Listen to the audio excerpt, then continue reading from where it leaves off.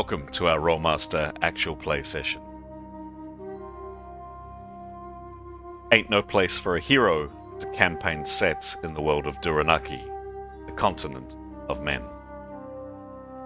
A gritty, cutthroat world where politics, sorcery, religion, and commerce are all intertwined and reign supreme. Treachery and murder both come cheap, and characters need to be both smart and ruthless to survive. We hope you enjoy our story, and, as always, may the dice roll in your favor.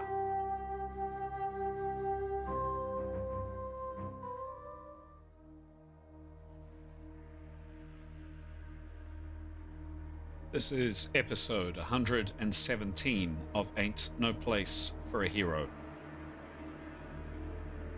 The party are now turning their attention to where and what next. Do they ensure their friend Keros is healed? Assist Demos with rescuing his sister? Or travel on to the dead city of Tarak Nev?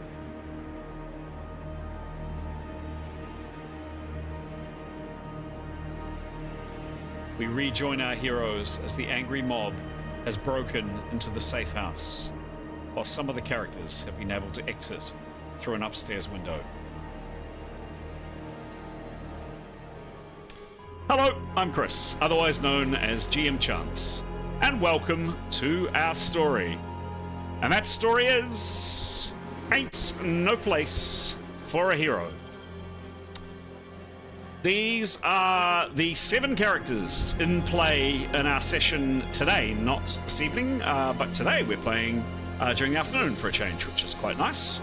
And in a second or so, I'll be asking each one of the players that are playing those characters today to introduce their character a little bit more with either a question or answering a question, an image, or perhaps some text about their character in a second. Before I do, my habitual regular thank you to the people that follow this channel, that provides thoughts, comments, advice, insight, guidance, and just general enthusiasm. These videos do go out quite far and wide. They're certainly on Facebook. They're on a number of different role-playing platforms. They're also on quite a few podcast platforms as well. And over that spread of different places, there are a number of people who quite regularly comment or provide thoughtful advice or just enthusiasm, and it really is appreciated. As I say regularly, this is something we do for fun. This is our hobby. We enjoy it, and we are delighted that with sharing our hobby with the world, that people are interested in what we're doing. So thank you very much indeed. What we would say to anybody that's maybe come across this this video or these videos for the first time, or maybe you've watched one or two and you just, understanding a bit more about this particular story and this particular system, if you are enjoying it, we would really like either a like down below, or even better, a subscribe, and tell your friends, because certainly every subscribe we get does help the channel grow, and it helps reach more people like yourselves. Thanks very much. All right, so as earlier mentioned, we'll now hear from the players of those characters, a chance to see the faces the faces of the players behind the faces of the characters on screen. And she's not joining us today, but she is on our pre-recorded session.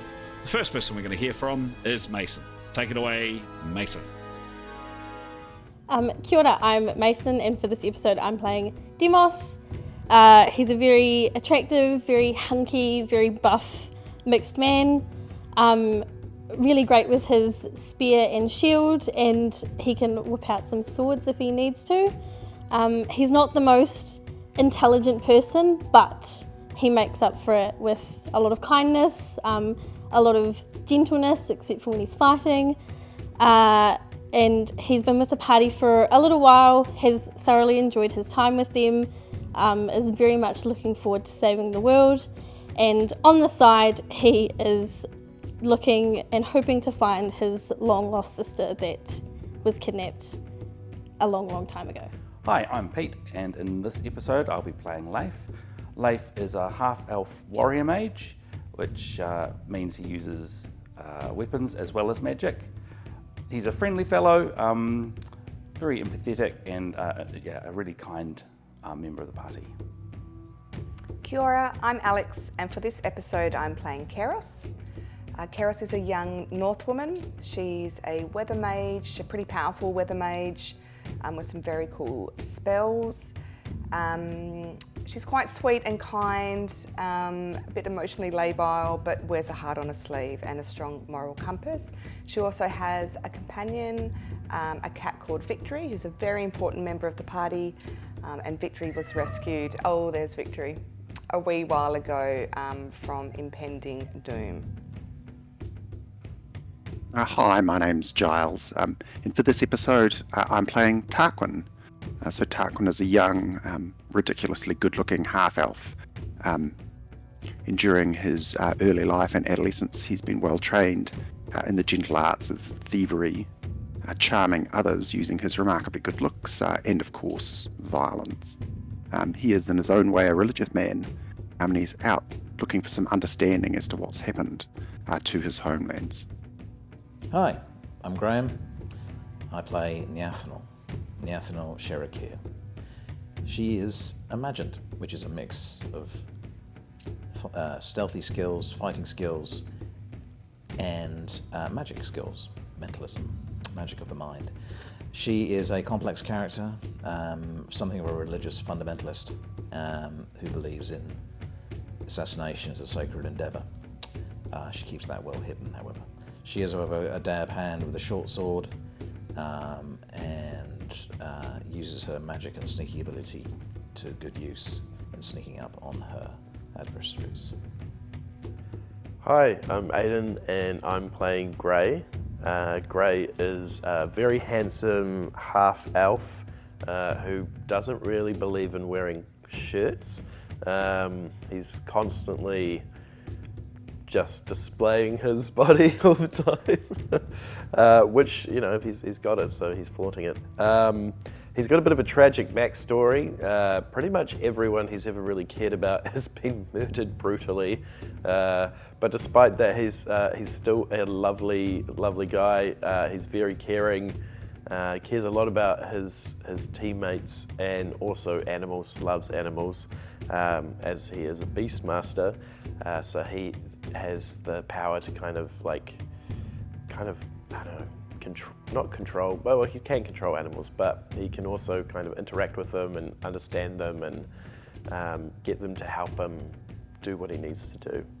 And when he's not using his magic, he is a bit of a dab hand with an axe. He is very good at chopping things, chopping enemies, and also good with a little bit of stabby and a crossbow as well. He has a bird called Wingy that is his best friend that needs to have a bit more of a story, I guess.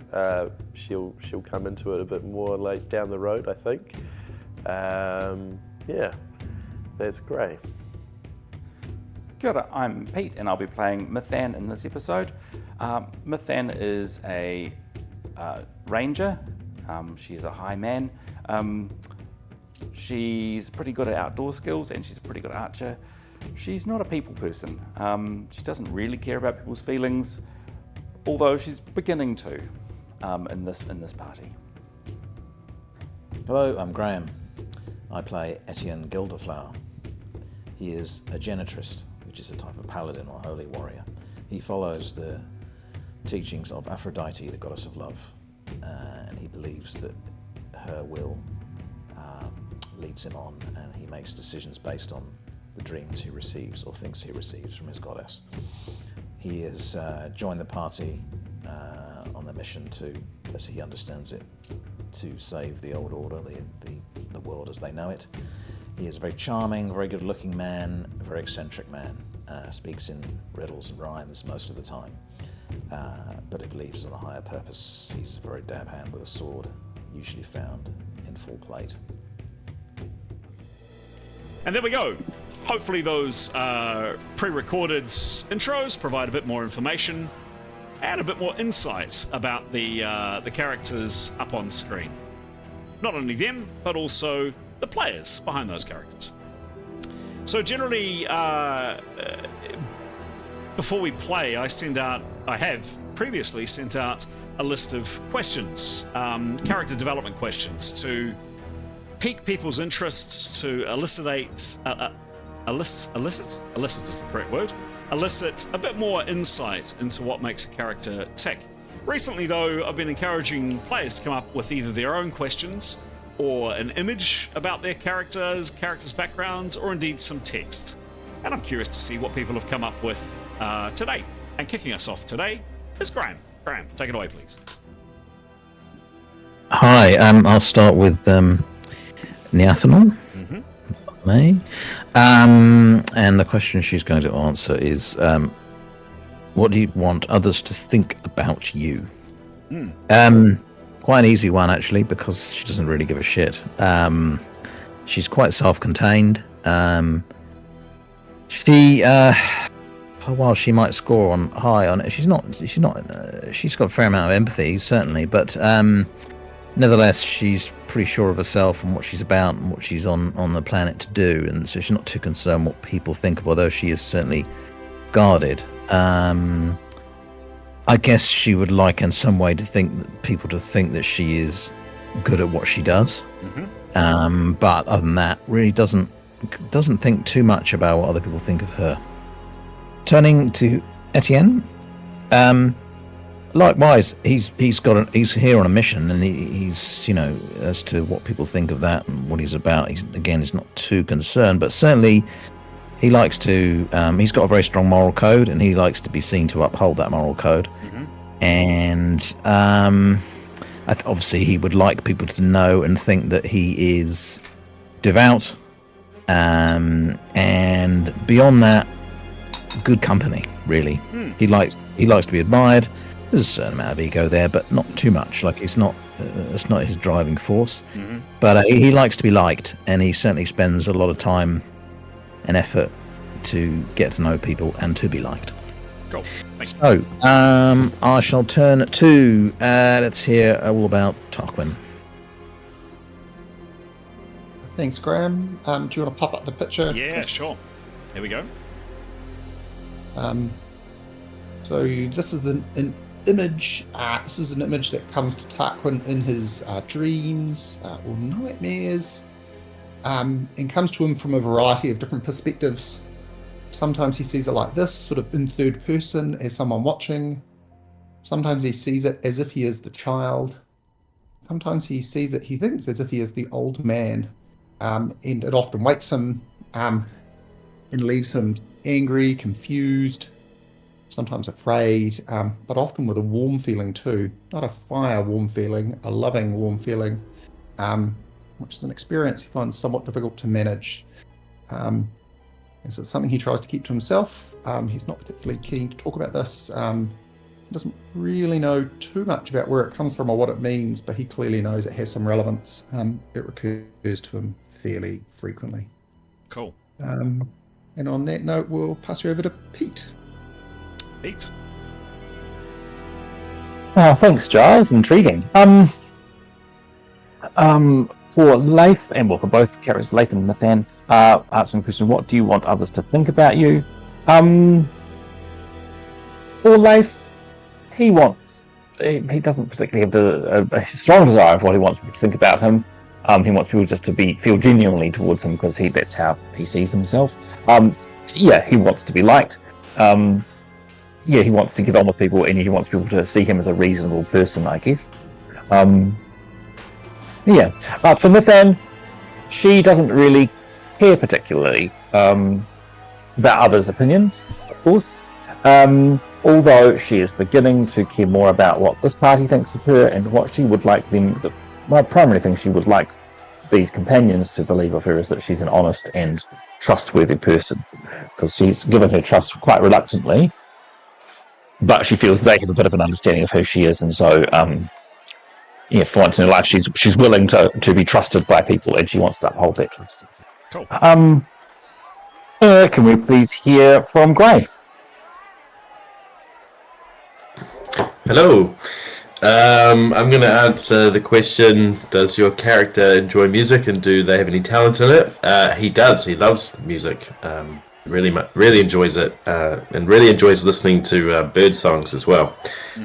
Does he have any talent in it? No, but he does think he does when he drinks, and he loves to try and sing terribly.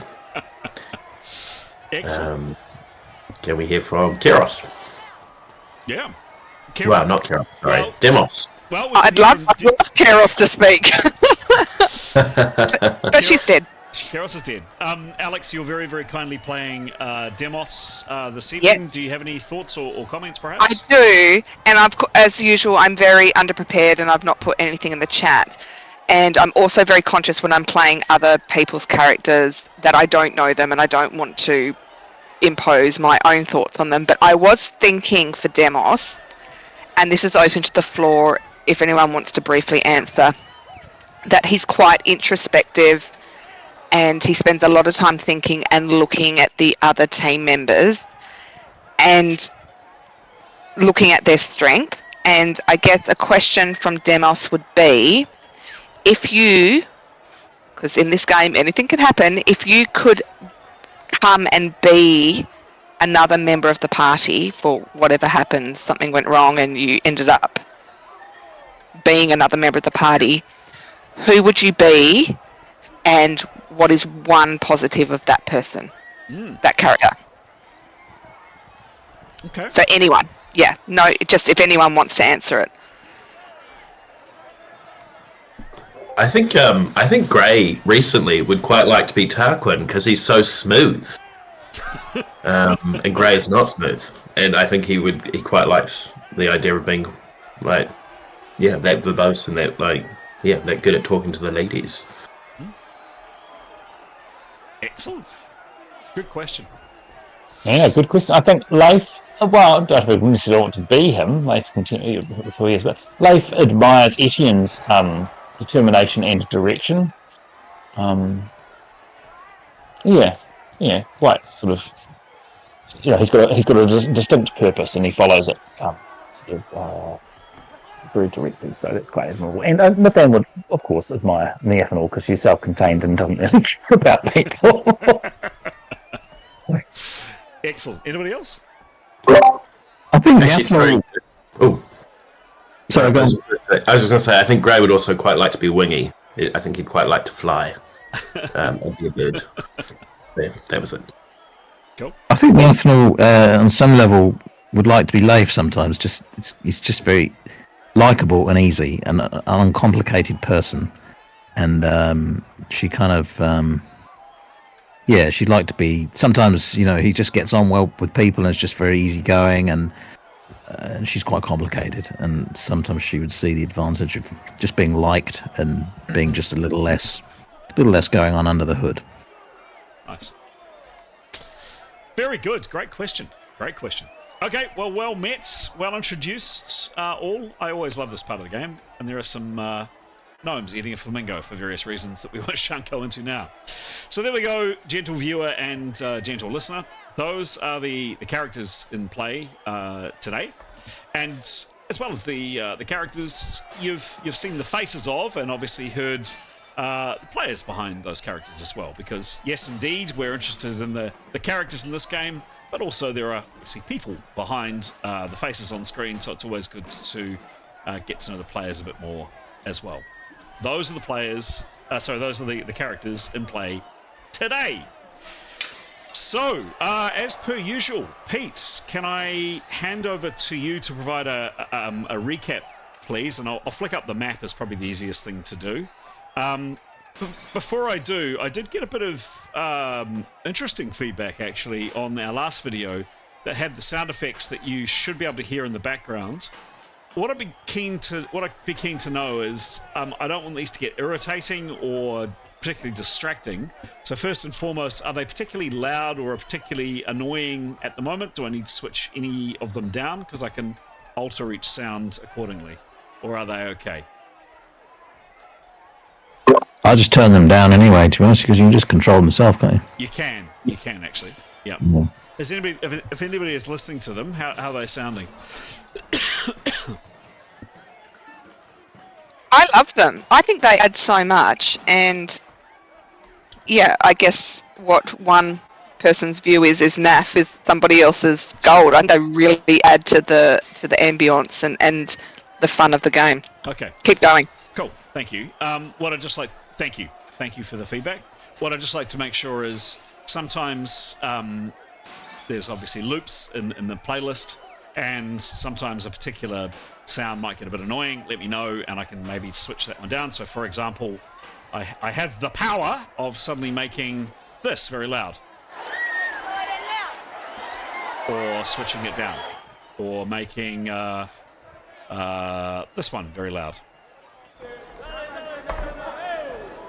and switching it down. So yeah, if you're just getting a little bit, if you'd like a bit of a change, let me know. Very good. Pete, over to you, please, to provide description of what happened last time. Might just give it a little bit more light there. Thank you. So, the time before, we'd sort of just settled into our sort of safe house in Landana. Myrna's house, she'd sort of left us there. That's our house there, the big one. And we'd done a little bit of exploring and popped next door to see the neighbours, as you do, and put in a ladder. So at the beginning, the mob, we'd just heard that there was a mob coming somewhere in our vicinity. We weren't sure if they were after us, because we're quite paranoid in that way. So we ran inside and wanted to start preparing for escaping, basically, because we'd set up the ladder to the back window. People went upstairs, people started gathering things in packs. Mithan and Tarquin did a fantastic job at casting the lower floor in darkness and putting a wood wall up across the stairs so to slow people down and confuse people, I guess. That sort of made it a little bit difficult for others, but we managed. It was no big problem. We made our way to the foot of the ladder, I believe, which we'd sort of set up previously as our escape route, and we had to hold the ladder as people were climbing up. I think Mithan climbed up and has made it onto the top of the wall. Neathanel, I believe, is it Neathanel? Yes, Neathanel is also out there, I think, flying, was my memory. On the way, yeah. On the way. We sort of established that the people coming up the street were not particularly directed at us. They seemed to be breaking into other houses. They were just mob-like behaviour rather than searching for us or knew exactly where we were. To the best of our ability to sort of ascertain, I think. From what we could see out the window, whilst we could still see out the window. So the plan is to, I think, by consensus, as the table that we'd had going from the window to the wall seems a bit rickety. Our plan has sort of turned into us, all those who can't fly, being floated up the ladder and out onto the wall there, and for us to go up the wall and get away from the house, along the top of the wall and away from the house. Also, to help slow people and to confuse people, Tarquin also cast as you can see on screen, a large sphere of darkness to slow people down, and it seems to have alarmed some of the people there. I think that's sort of where we're up to. I believe Etienne was the first person to have been floated. Yep. I think that's pretty much where we're up to. Nice one, thank you, Pete. Any couple of quick comments from me, and then we'll kick off. But before I do, any qualifying questions? Anything that anybody needs clarification on, or anything? Just a rope. I think Nathan was trailing a rope. Mm-hmm. I can't remember what it's tied to at the other end. Okay. So you had tied it to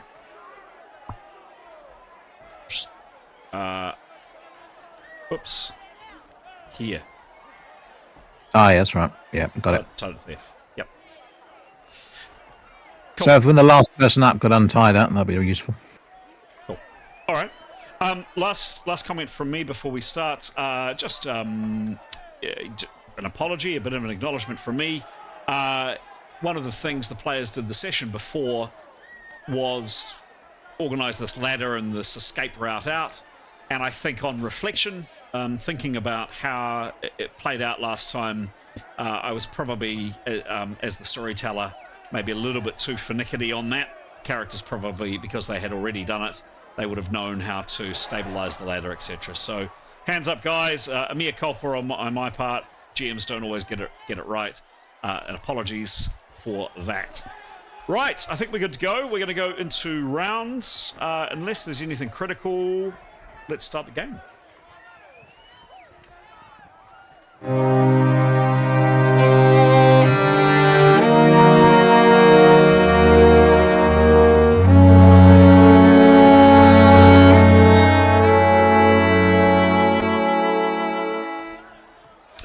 All right.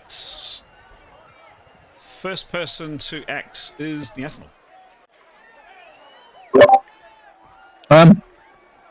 So she'd taken the rope. She'd like to sort of fly out the window. Okay.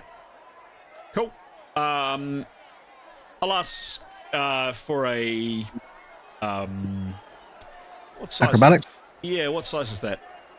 I'm going to ask for a routine acrobatics to get through that. It's a decent sized window. It's not hard. 79. 79. Cool. No, she's fine. So, the Ethanol, you come out and you join Mithan out here on the wall. So she'll pull the rope tight, so that those floating can actually pull themselves along it. Okay. And I think she'll probably stay prone, so she doesn't want to attract any attention from the ground below, so she'll lie very close to the wall. Okay. She is aware, by the way, there are people moving around on these rooftops, and there's stuff breaking and yelling and screaming and stuff. But yep, cool. Done. Yeah. I'm just, my point being, I don't want to, no one can see any silhouettes on the wall. She lies against it. Does that make sense? Yep. Yeah. Cool. Next up is Leif.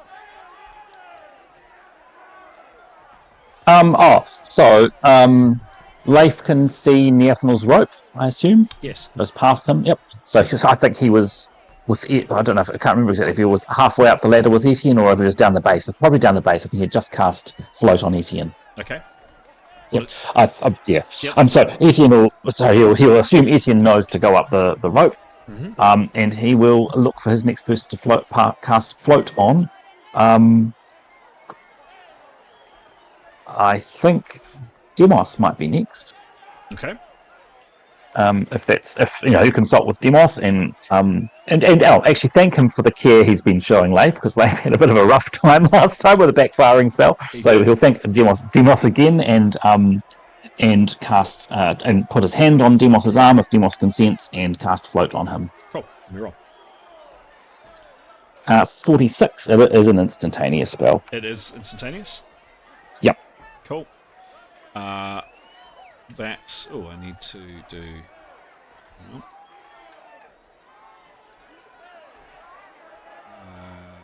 Oh, that's annoying.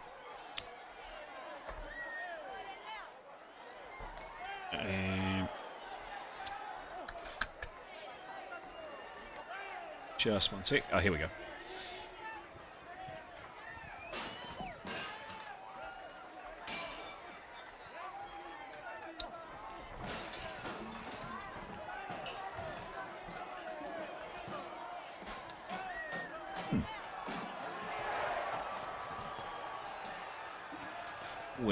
Where did my spells go?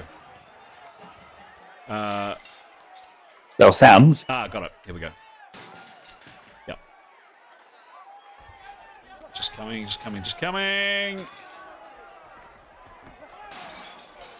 There we go.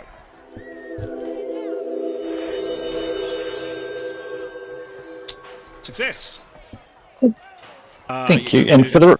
Yep. Oh, sorry. Go for it. Oh, just going to say, Leif will just say to everyone, Nathan will set up the rope so you can float out and guide yourself, and then he'll move to Kioros's body. I think she was brought through too close, and he'll be prepared to cast Float on her next turn if that's what's required. Okay, done. So you just move towards her. Yep. Cool, thank you. Oh, actually, and can I do a perception roll? He'd like to hear, particularly hearing and looking about what's happening downstairs. Yep. Just making one little adjustment to my system here, guys. Excuse me 1 second.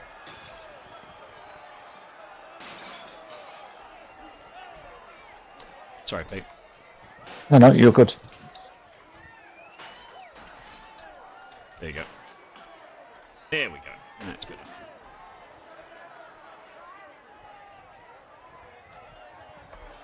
Cool. A perception roll? Yeah, sure. Give me a roll. It'll be must. Yep. 72. 72, sure thing. And his perception is... 51. Sorry? Oh, 51. Cool. Roll again, please.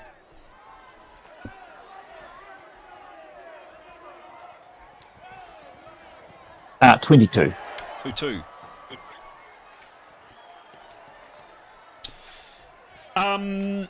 So he's doing what? He's listening for what specifically? Did you say?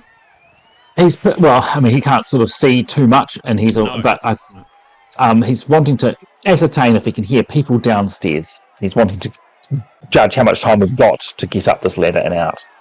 Yeah. You can hear directly below you, some way down. You're actually pretty convinced it's on the ground floor, Leif. That there's noise, there's stuff breaking, and there's a lot of swearing. People are not happy downstairs. A number of people, it sounds like. Well, can't hear any distinct words. No. Do you speak Thebronic? Yeah, he does to 5. To 5. Okay. Curse words mainly, and something about quite a lot of I can't effing see and all the rest of it. If he's got any action left, he'll just pass that on. People downstairs. That's pretty much it. Cool. Thank you. Pretty much it for him. Lovely. Next up is Tarquin. So Tarquin, you are, speaking of being downstairs, you are the next floor down. You'd moved to the furthest corner here, and you had cast darkness directly below you, and you can see your very impressive sphere of darkness. That's its width, and that's what it's obscured.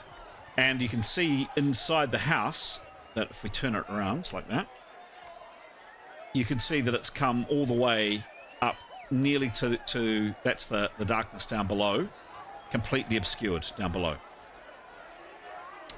What do you do? Can I see out the window, Chris? Yeah. And remind me, I have a short bow and arrows, don't I? I have a short bow and arrows. You tell me. I do. Yep. Can I see? There is a chap on a walkway. Is he in the darkness or not in the darkness? And can I see them out the windows? Yeah, good question. Remember, I can see. I'm not blinded. Yep. Oops.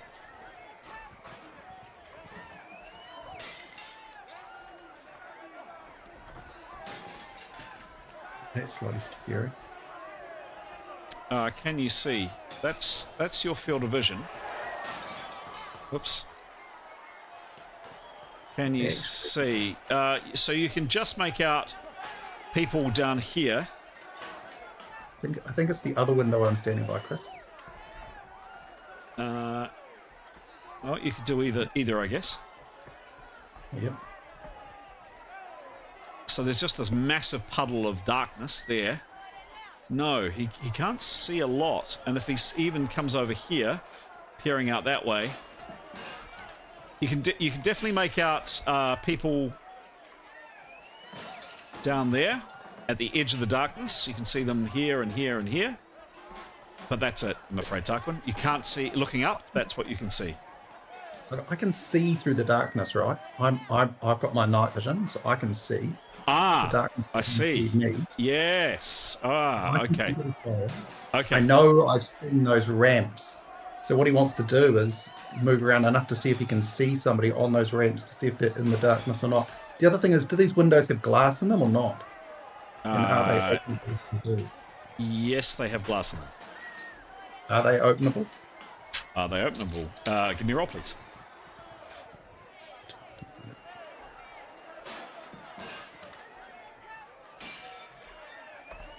$58. 58? Yeah, they are. Yeah, so he wants to see if he can see one of those people. Okay. Um, So there are definitely people in the darkness. You can see a few of them here. Looking up, Yep. nothing to do with darkness, just simply his field of vision. He can't see anybody on the ramps that you were describing, but he can see people down here. yeah. So even if he crouches down, he can't see them up there. Let's have a look. I don't think so.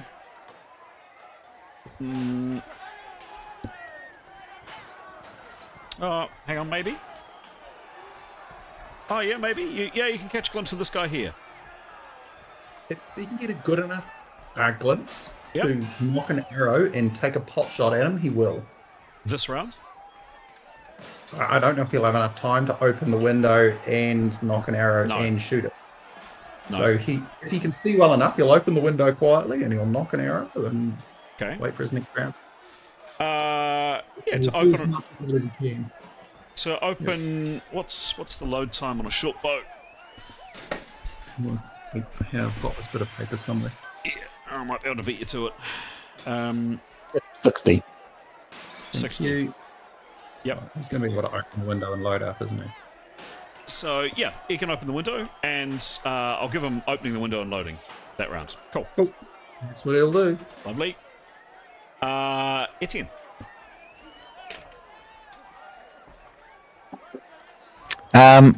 Float, please. He'll. I think he's floating. Yep. So he'll take firm hold of the rope with his one hand. Yep. And I guess make his way up. So he'll kind of push off, use his legs around the rope if he needs to too, but try and keep hold, slide up the rope, keeping his hand around it, and then grasp it again. Yep. And just make his way up, and then out the window. Now, one thing we didn't determine was, what does he wear in armor? It's a metal breastplate, isn't it? Yes. Okay. Is he wearing it? We're assuming he is. Probably, yeah. Okay. So, yes, please, I would like a maneuver as he kind of hauls himself out the window, like Neathanol. I was about to say Tanya. Like Neathanol, it's not especially hard, but it is going to be a little bit harder for him because he's in armor. I'm going to say this is a light maneuver rather than a routine. Give me a roll, please. 59. 59. What's his moving and armor skill? You're negative, I think. Yeah.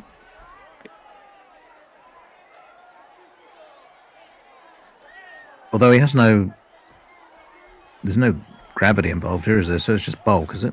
It's just bulk. It's just cumbersome to move his way around. Yep.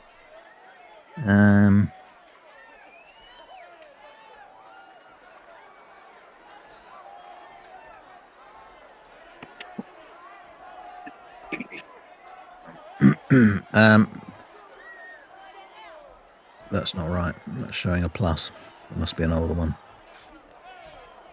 Hang on, I might have it.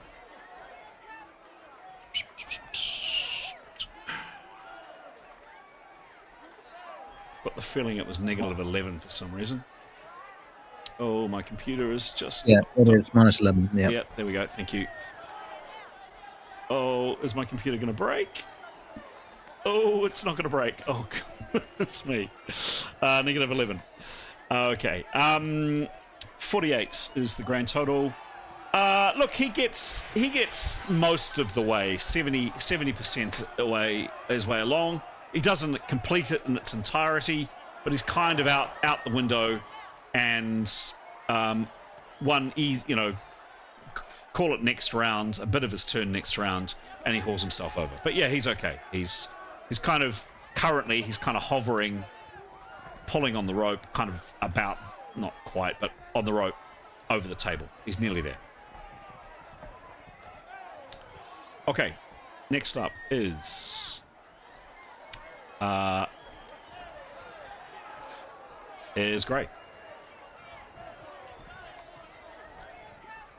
Hello. Whereabouts is Grey? Grey is around the stairwell and the foot of the stairwell / foot of the ladder. So was he holding onto the ladder for people to climb up? You tell me. I think he was. So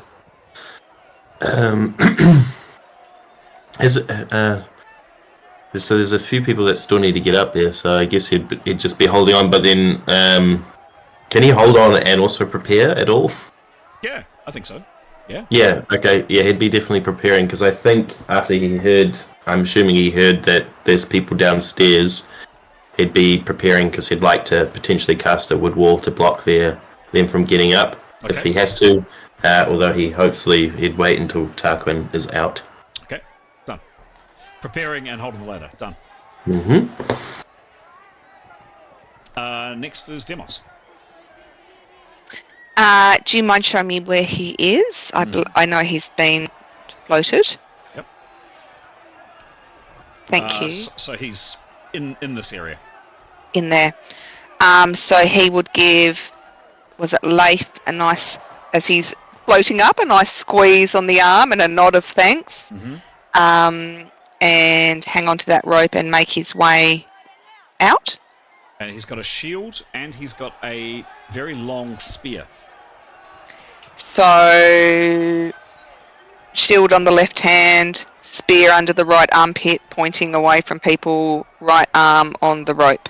Okay, it's quite awkward. I'm going to ask for a moving and armor skill for him too. I'm going to say it's the same as Etienne.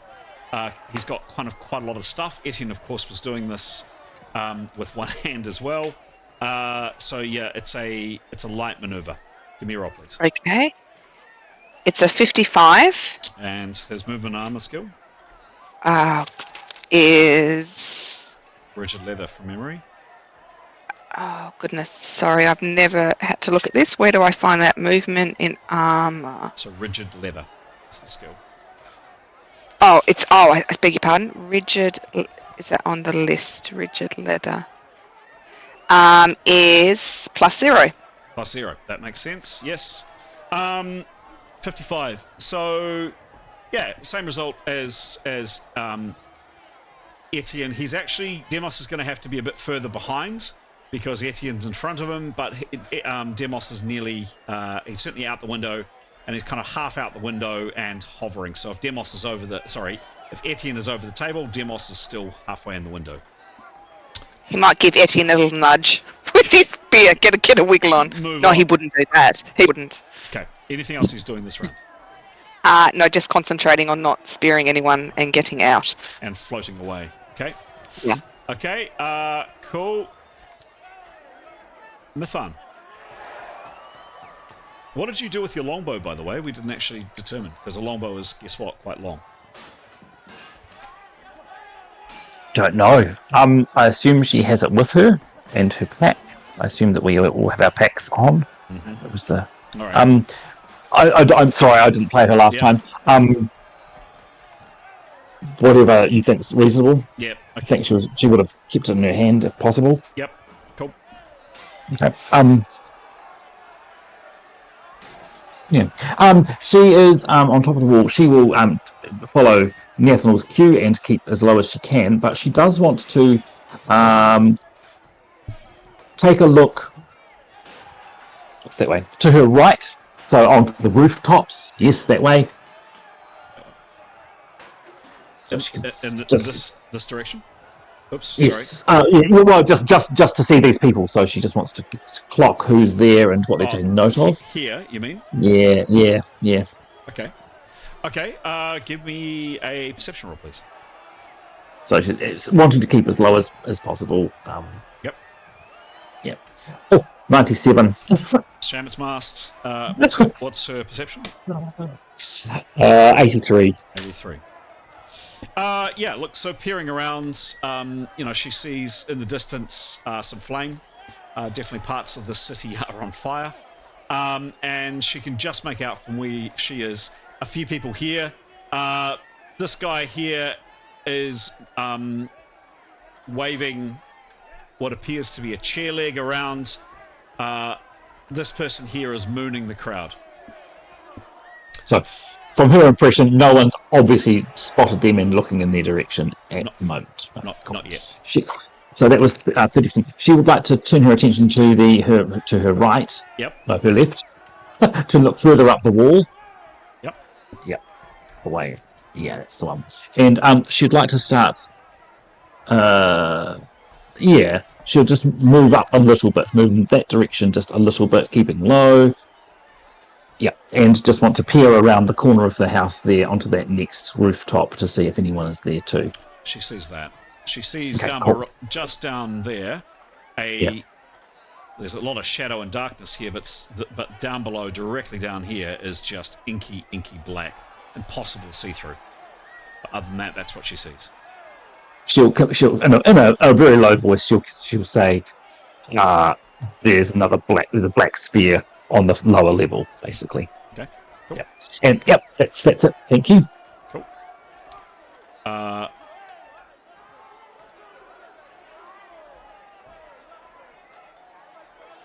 And that is the end of the round, and the GM is going to quickly head to the loot. Back in a sec.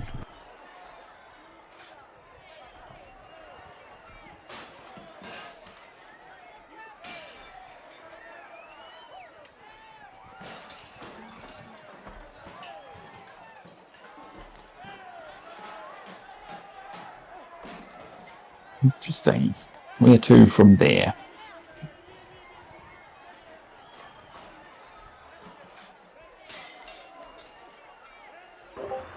Yeah, what do we do? Wall, isn't it? And wait for morning. There isn't really any other way to get onto this wall, is there, that we could see? No, true. Yeah. So just stay low, do you think? Just all lie down flat? Yeah, the other option is to hop down the other side of the wall and we could try and make our way back to one of the other inns. I think there's water. Bit of a swampy mess going on down there. Yeah, I think the other side of the wall is water, which is good for us. Also, I think there's probably writing all over the place, isn't there? Yeah. I wonder if we just lie down on the wall and just wait. Yeah. Head perhaps down to the corner. Just maybe where we are. No, further away. Just put the house between us and the man in the crowd. Knock the table down. Yeah, maybe once everyone's moved on. Yeah. And pull the rope up. Yeah, preferably. If the last one floating up, maybe take down the ladder and undo the rope, maybe. Yeah, Leif can do that, and he'll be able to guide Kyros, floating Kyros. Not even up with you guys yet. Even behind. Leif's wanting Tarquin up as soon as possible. I reckon he might come and do a bit of a whisper.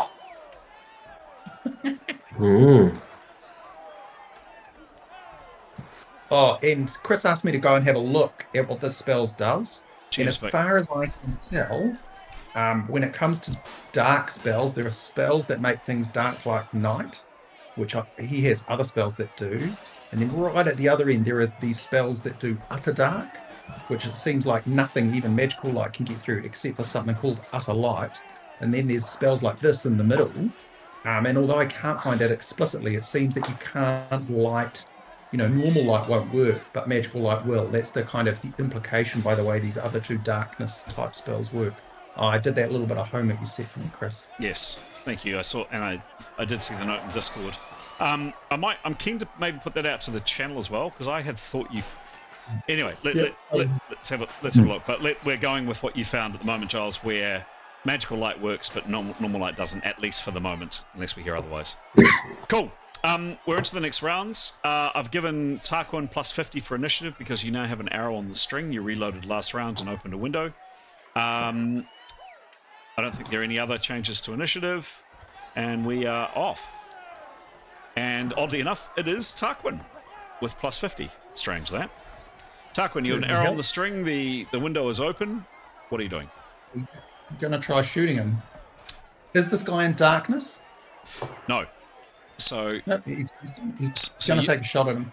So you this is the person you're going for here. He's standing there. Great. He's yelling and screaming, and he's just basically being a bit of an idiot, by the way. Kind of jumping up and down on the. Seems to be kind of egging on the crowd. He looks like, not that you can see much of him. He's definitely human. Probably you can't. Yeah. Anyway, okay. So you're gonna take a shot. Yeah.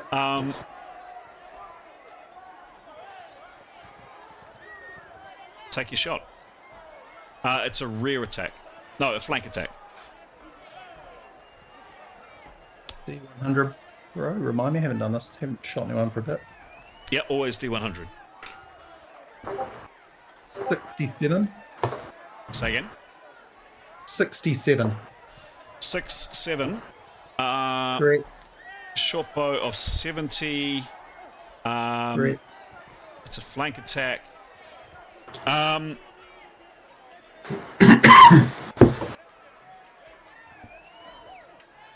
This is a very accurate sound. Splat. That is a very solid 19 and an E puncture. Roll the E puncture critical, please.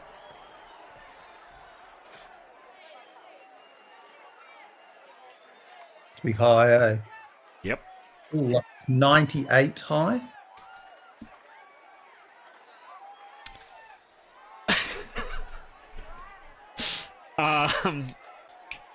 I can read it out, or you can tell me what happens. You can read it out, and I'll tell. I know what he'd like to see happen. But Shot through the heart sends foe reeling back 10 foot to a spot suitable for dying. Weapon is stuck in reeling foe. beautiful, beautiful. I'm very happy with that, and that'll send him off this ledge and into the crowd. Tarquin will whisper a quiet prayer. Yep. Excellent. I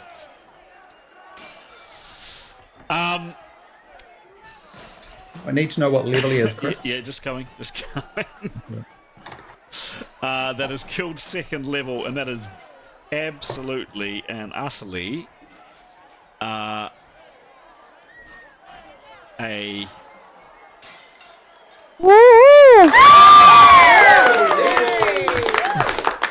nice shooting, Tarquin. So twang, the arrow comes out. You're crouching right down. It catches him, goes straight into his chest. There's a kind of a soft kind of sigh, and then he just plummets down into the blackness. So Tarquin's going to watch him hit the ground and then make sure he steps away from the window so he's not a target for return fire. Okay. And this person actually ends up falling there. And you can see him, of course, because of your dark vision. But he's fallen there. So actually, none of the rest of the crowd can see what's happened. But he has... But here the flat though. Did he land on anyone? That's what Tarquin really wants to know. Did he land on anyone? Let's have a look. Are there people below him? Let's see. Pretty thick crowd, right? It's not going to let me. Why isn't it bringing up the crowd? Give me a roll. If you roll 25 or less, he does land on someone. Give me a roll. 17. 17. No. Sorry. Yes, 17, Chris. 17. So there is another scream. So firstly, you shoot him, and then secondly, there's another scream from someone down below that he lands on top of, and that person isn't moving either. Steps away from the window. I don't know if he's got any action left, but now he's going to head back up to the rest of the crew. Firing a bow is 50% action. What do you do with your remaining 50? Move to the bottom of the stairs by the sounds of it, or start moving up. Correct. Okay. Cool. Well, actually, Chris, what he might do with 10% is glance down the stairs to be absolutely certain no one's coming. And then with his other 40% make his way up. Okay. What's his base movements round, please? What can he move in around? 68. Does that sound right? Yeah, that sounds perfect. So that includes encumbrance of -10, and he hasn't actually got his pack on him because it's upstairs. Okay. So yeah, I mean he can jog over with a bit more than that and get to there. 10% looking down the stairs. Give me a roll, please.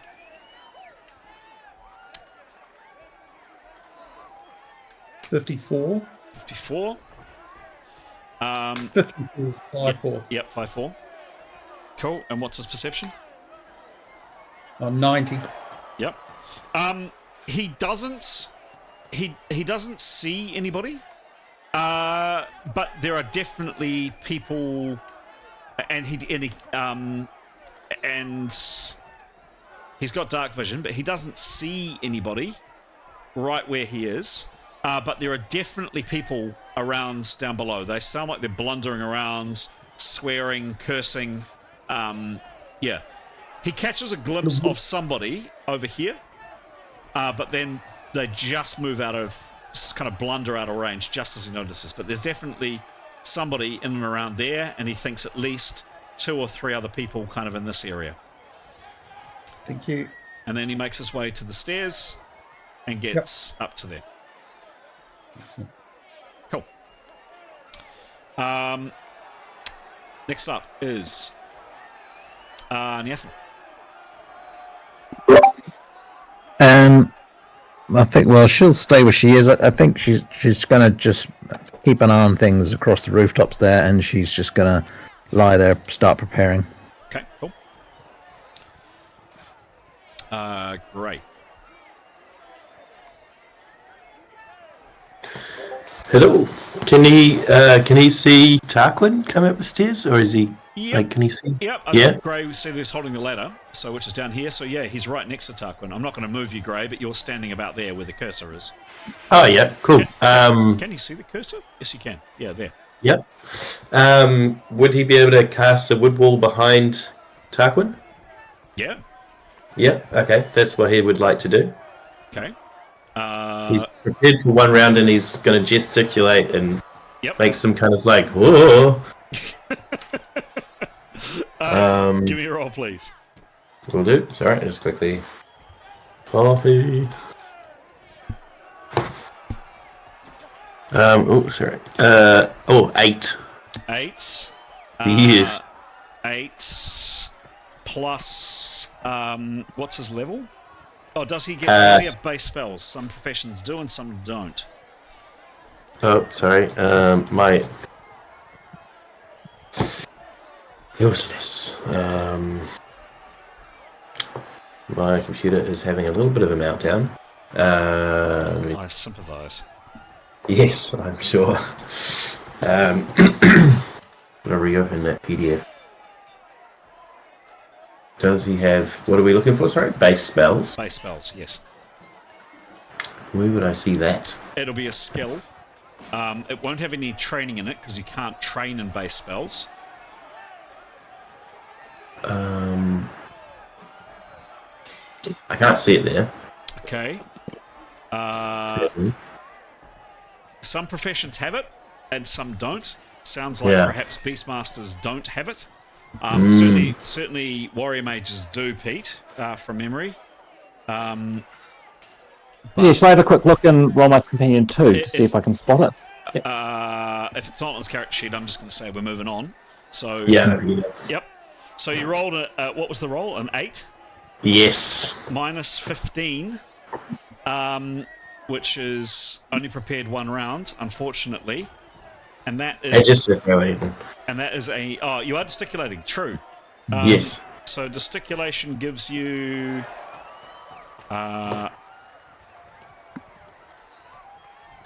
magic, etc. Yep, help me out, Pete. And he's calling out, right? Yes. Yeah, he was doing I'm considering with the thing, but it's plus 10 for one and plus 5 for the other, so it's plus 15 in total. So that made that made the difference. the gesticulation and the shouting made the difference, and the spell miraculously goes off. It's a pretty janky wood wall. It's a pretty janky wood wall. Yeah. Your call, Grey. So you can. This is what you see. Whoops.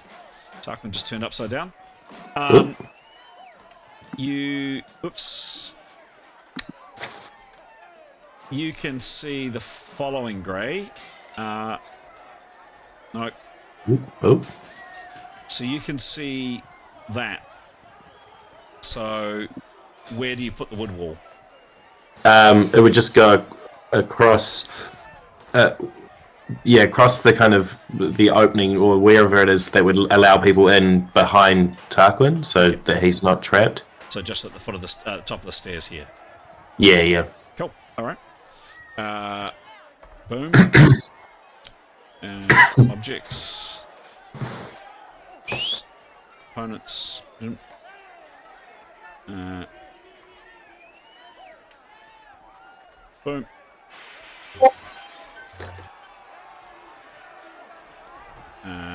Let's do this, and do this, and do...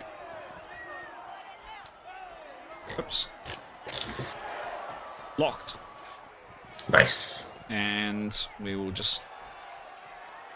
I'm not going to change the colour immediately. There we go, so like that. Like that. Mm-hmm. Like that.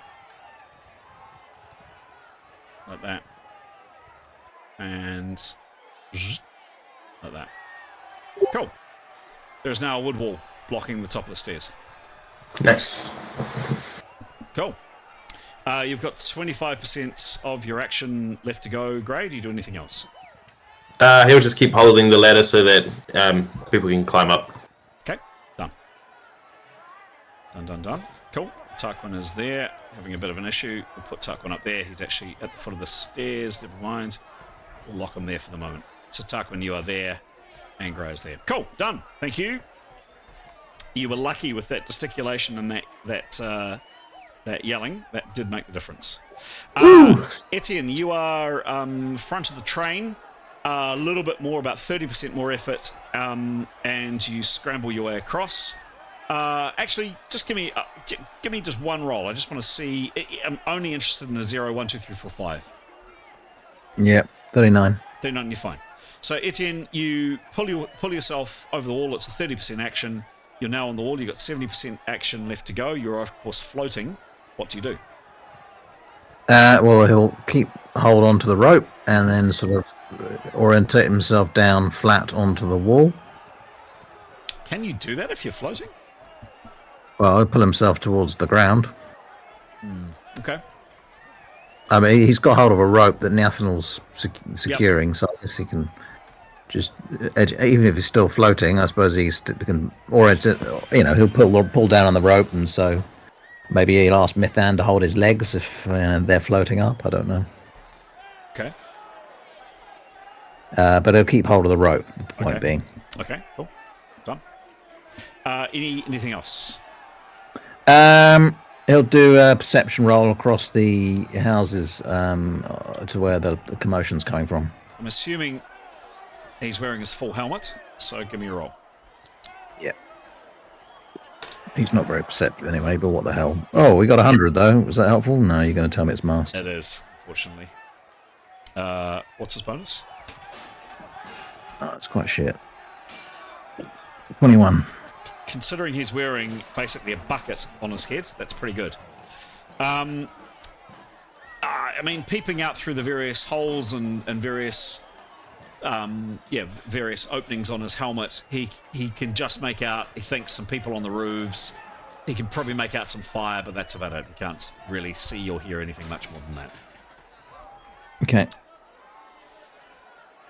That's about his turn. Leif.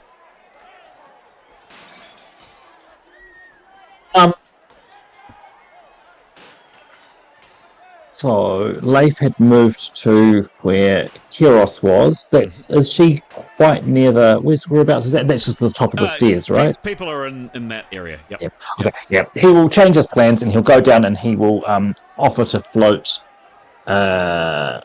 Oh, sorry, who's still there? There's Tarquin, Grey, Leif. Demos. Oh no, Demos is part way up. Yes, Demos is true. So Leif, Grey, Keros's body, and Tarquin. Yep. He will offer to float either Grey or Tarquin, whoever wishes to offer it. But I think Grey is closest, so he'll probably do Grey. Okay. Put hands on him. Pick the last one up because he can see through the dark. Okay. Give me a roll. Cool. So he'll be placing his hands on Grey. Yep. 85. 85. Is this with prep? Oh no, it's instantaneous. Yeah. Okay. 85. Absolutely. That spell is successful. And Grey, next round you can float. Anything else for Grey? Leif's 25% action. Leif will just ask Tarquin what's happening downstairs and outside. Yeah.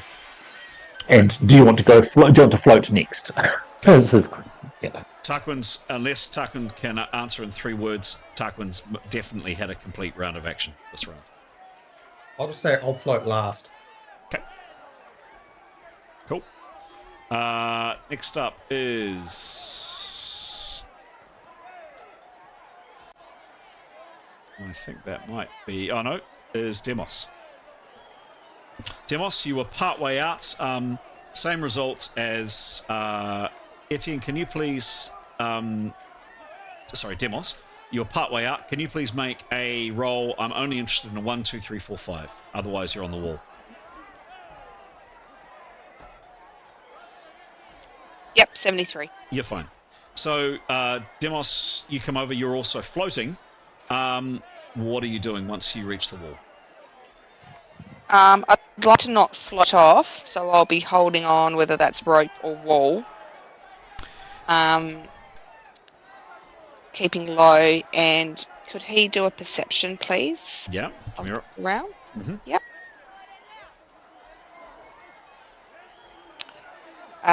29, and perception is plus 50. Okay.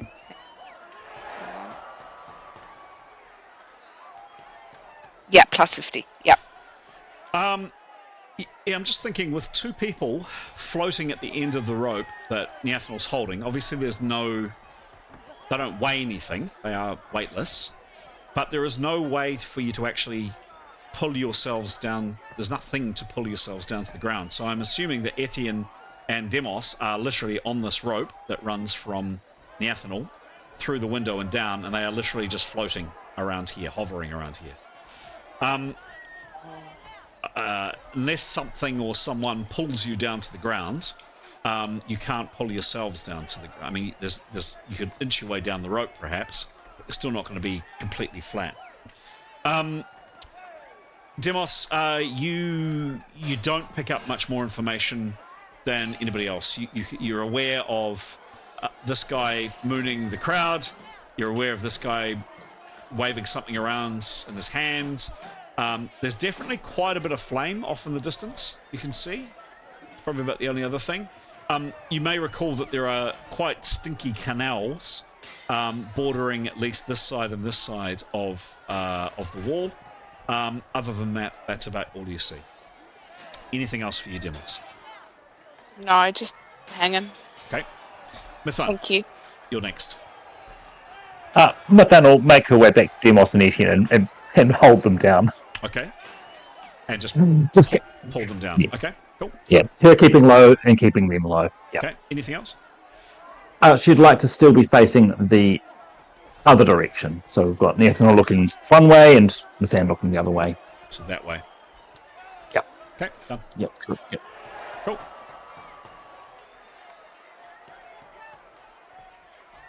All right, that's the end of the round. Initiative, no changes to initiative that I am aware of, and we're off. Tarquin, you're first. Oh, no. I forgot to take the initiative off you. Anyway, Tarquin, happily, you are still first to act. I'll just give you that anyway. What do you do? Yeah, this opportunity action. I'm going to wait, and I'm going to keep a very close eye on the stairs to make sure there's no chance anybody can come up through these 2 wood walls. Okay. I don't know if you want a perception roll, but I'm particularly making sure I don't see fire or smell smoke. Seems like the biggest threat to us. Okay. Give me a perception roll, please.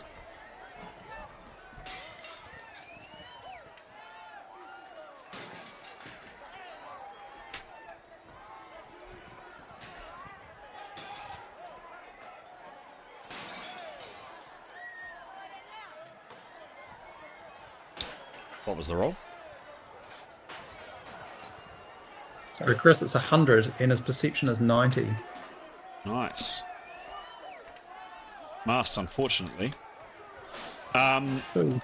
Yeah, poo. Totally poo. Yeah, you're definitely aware, Tarquin, for sure, people down below. You can still hear them. You can smell smoke, sure, but whether it's from this house or not, you don't know. But you can definitely smell smoke, certainly. So he's just going to have this opportunity action thing, so he's not going to act until everybody else is up and out the window. Cool. Unless obviously he sees fire, in which case he'll be getting out of there quite smart. Cool. Niathan.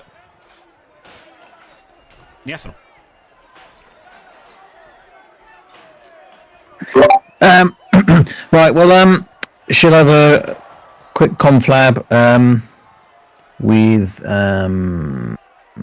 Methan and suggest that Methan orientates the rope under her in some fashion, under a boot or under a chest, and that Niathanal flies down the wall at a very low level, towing one of the Etienne and perhaps the second character. Who's behind Etienne again? Is it Demos? Perhaps Demos holds Etienne.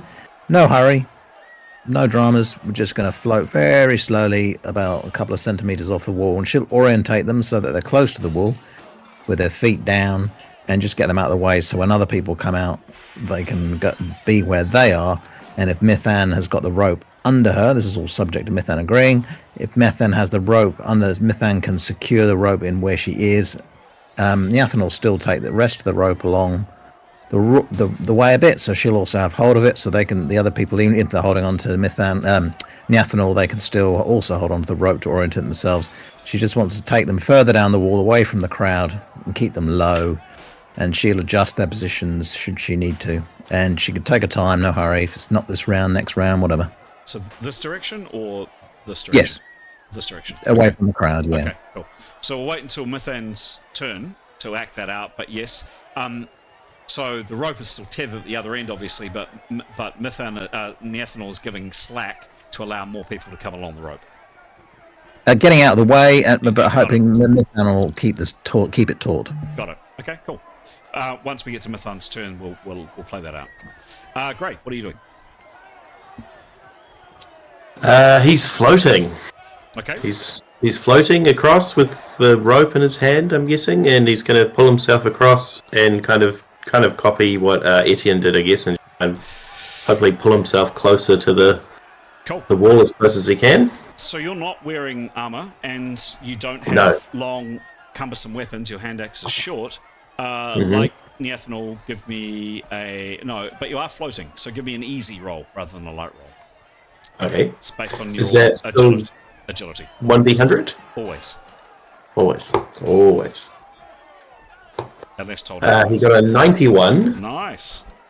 And what was it? His agility? Yes. Is plus 20. Wow. Easy. 111. Wow. You get 110% action this round. So I'm going to say with that, Gray, you managed to easily get out the window, over the gap. Quite a drop down there. A little bit unnerving coming over. And you're now kind of third carriage on the train behind these two.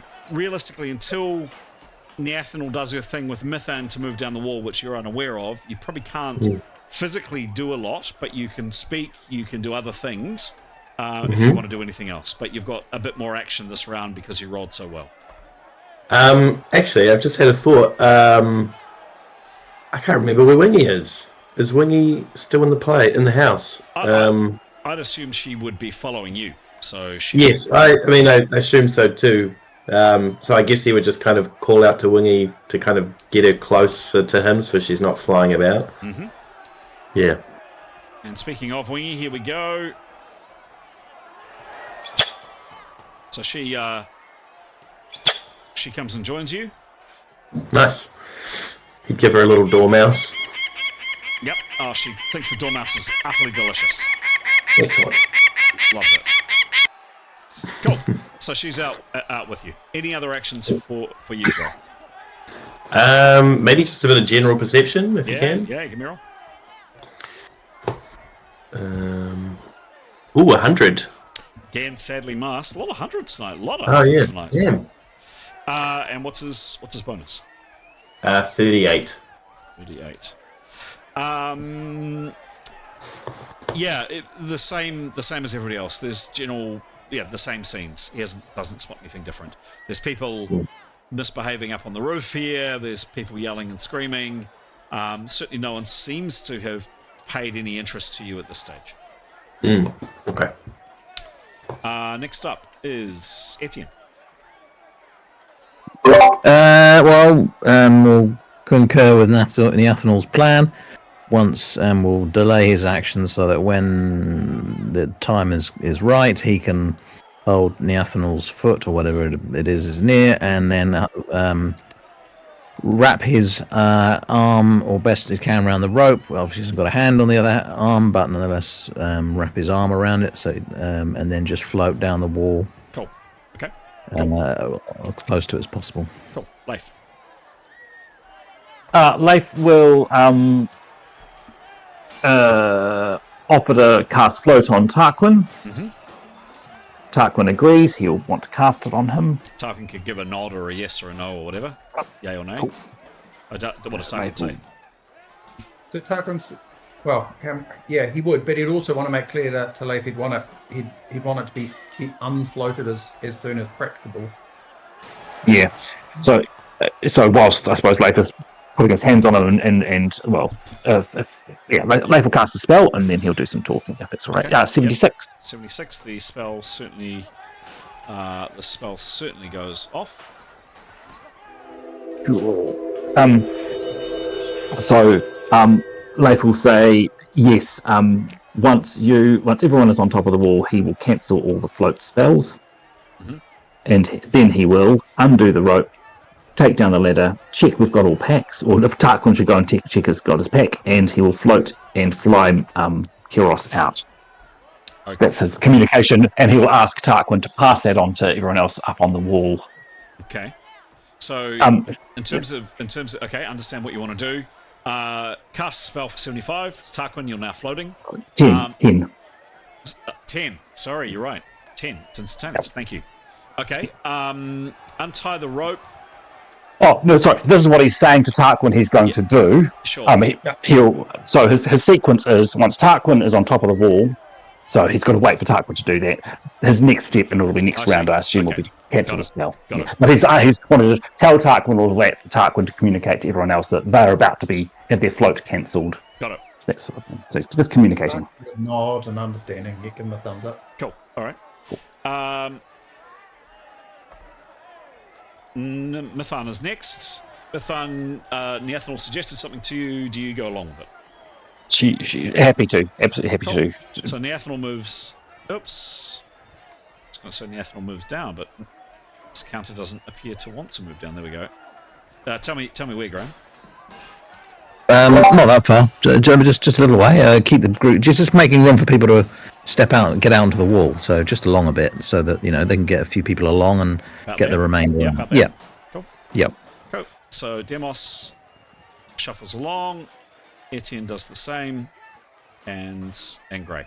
And Mithan, you're holding the rope there. Cool. And obviously Nathan will keep that rope taut between her and Mithan so that they can still yank their limbs around. Sure, got it. Yep. Okay, nice. speaking of Demos, other than moving along, Demos, are you doing anything this round? No, I just wants to stay with the team and not float off and stay on the... Yeah. Okay. So last person to act had an opportunity action, Tarquin. You're now floating. You had the majority of your action this round, other than a perception roll.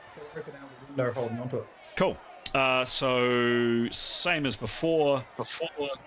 Give you... You're not wearing armor, so give you an easy moving maneuver to pull yourself out.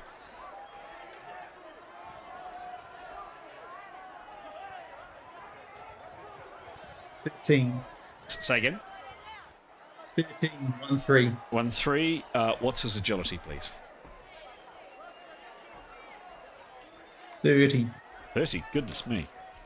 It's the bonus. It's the bonus you want, right? Yes. Yeah, 30. Wow. So you get most of the way there. You get 80% of the way there, Tarquin. A bit like Etienne and Demos before you. 20% more action next round, other than an absolute cock up, and you should be fine. That is the end of that round. We're now going to come out of rounds at this stage.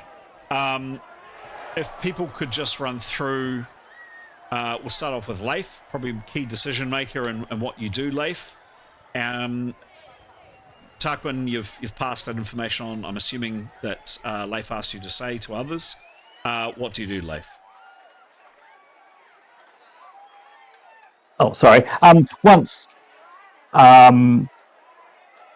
Once he sees that Tarquin and everyone who's floated is on the top of the wall, he will perhaps if we're looking at him, he'll cancel. Like he wants just to make sure it's not taking him by surprise. He'll cancel the float spells. His next actions over the next time would be to knock the ladder down away from the window if safe to do so. Untie the rope, collect everyone's, make sure, check that we've got all of our stuff.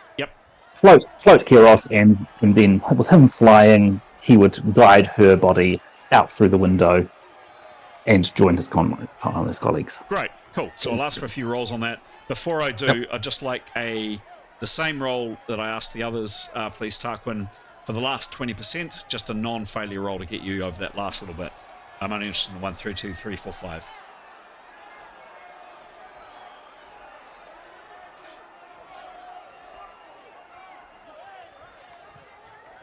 Roll.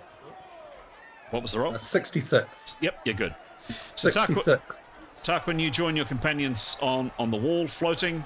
And Leif, you do exactly that. You knock the ladder out of the way. The ladder clatters its way down. Where is it? Oh, look at that. Lock, unlock. There we go. Falls down the stairwell with a clatter. You untie the rope. I think everybody had their own packs. You've taken Keros's with you. Can you cast a float on her, please? Touching her and sure. So only a 1 or a 2. Yep. 11. 11, close. And taking Keros's. Now this is gonna be awkward, however, because your admittedly Keros weighs nothing, and she's wrapped in sheets. Of course, she weighs nothing, but it's awkward. You're carrying her pack. You're carrying your own pack. And weapons and all the rest, and you're flying. So I'm going to ask for Chris. Hello. If Nathaniel notices Leif come struggling through the window with multiple items, she will fly over and assist. Okay. All right. And Mithan's still. That means the rope is untied at this stage. Or have you cancelled? Nathaniel's flying. Oh, so Leif, the second thing Leif wanted to do was cancel the float spells. Okay. So the float spells are now cancelled, so everybody that was floating on the wall is now on terra firma. You're now on the wall. Okay, cool. Okay, so Nathaniel, you're watching Leif struggling a bit.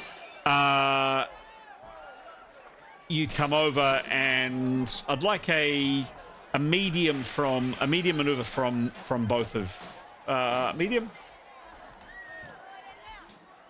Yeah, no, a light maneuver from both of you based on agility, please. 89. And her acrobatics. Oh, acrobatics? No, agility. This is handling a dead body out a window. This isn't her moving in. Plus 35. Cool. That's successful. And Leif? 57 plus 12. You're fine. Yeah, okay. Fantastic. With Neathel's assistance, you managed to get Keros's shroud-covered body out the wall and floating. And Leif, you also exit the building. You are now all on the wall. Minor detail, he had sort of closed the window partially, not firmly closed, but close it, so we'll be able to see if someone else opens it, basically. Got it. But so we can still open it from outside. Sure. You're now all on the wall. What do you do? We're out of rounds. Well, should we all lie low? Or go down? How about we all crawl down the wall to the corner and just keep low? Is there something on the wall on the other side? Hey? Perception rolls. Just down to the corner there, look. Yeah, down to the corner. Okay. You move your way down. Oops, don't need the ladder.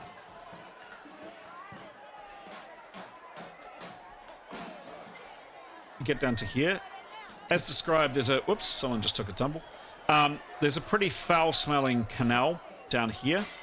And there's also one on this side. Off in this direction, parts of the city... Definitely flames in this direction. This direction, it doesn't look too bad. It's quieter. And what do you do? There are a few people down here smashing things, breaking things. Every now and then a rock kind of goes sailing over your heads, but you don't know if you don't think it's targeted at you. People are just chucking stuff around. What do you do? Should we just lie low? Yeah, I reckon. Try and get some sleep. Yeah. I'll offer to take first shift at guard. I don't know, what's the time, roughly? Not that late. It'd be kind of 9 p.m.ish, 10 o'clock, 9:30, something like that. Tarkin will offer to take first guard and he'll wake someone up in a couple of hours. Okay. All right. And you settle in. Unfortunately, Landana is not cold. If anything, it's just kind of pretty nasty and hot and sticky. And probably for the next hour or so, there's general mayhem and confusion. But after about 30 minutes or so, it kind of diminishes, and the people in your area seem to have drifted off. There are no fires in your immediate area, and some of these fires over here begin to diminish. Whether they're put out or what else is going on, you're not quite sure. And the sounds of the rioting, the crowds, the violence, the smashing of things, the screaming really is quite, it's been quite unpleasant. There's clearly some pretty bad things going on. Begins to diminish within about an hour. And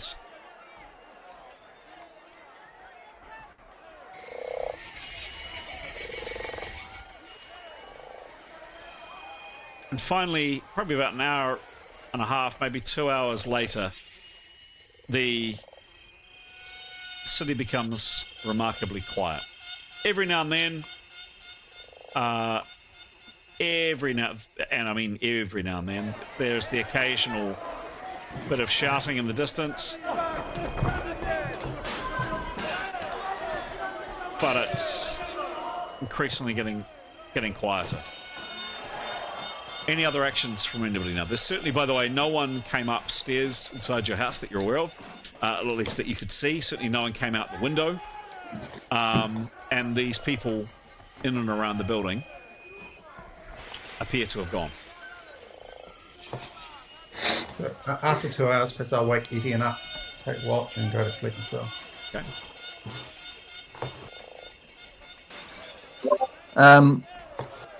Well, Neathan doesn't mind going to check out the place when it's gone completely quiet.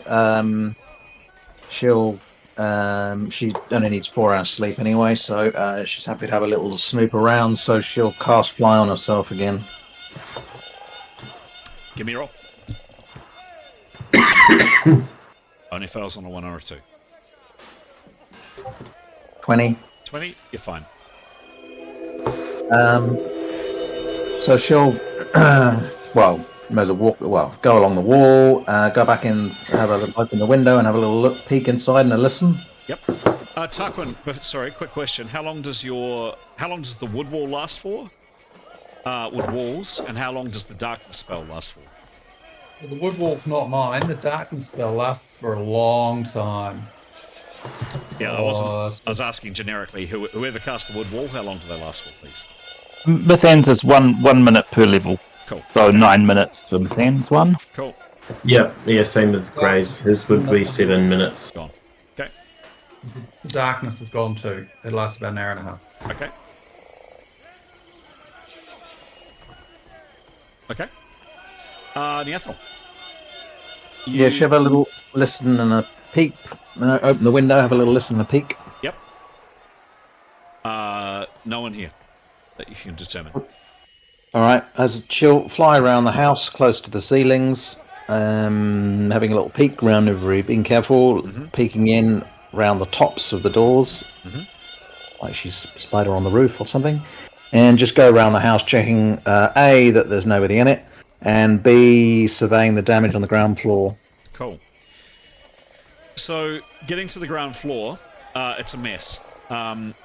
Tables and chairs are overturned, and there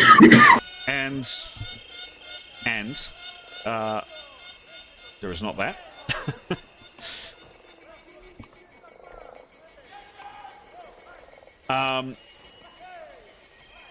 There's a body in the ground floor.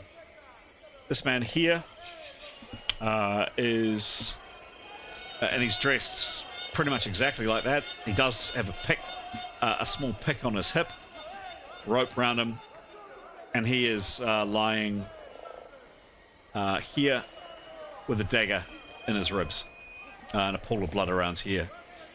Chairs are overturned.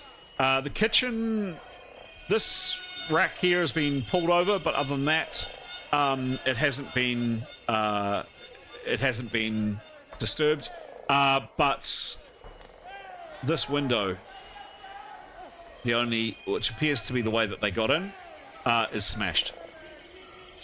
The 2 doors are still intact. That door and that door at the back is still intact. It was the window. So a body here, tables and chairs overturned here, quite a bit of blood, and that rack there overturned. Other than that, place is as it was. Okay.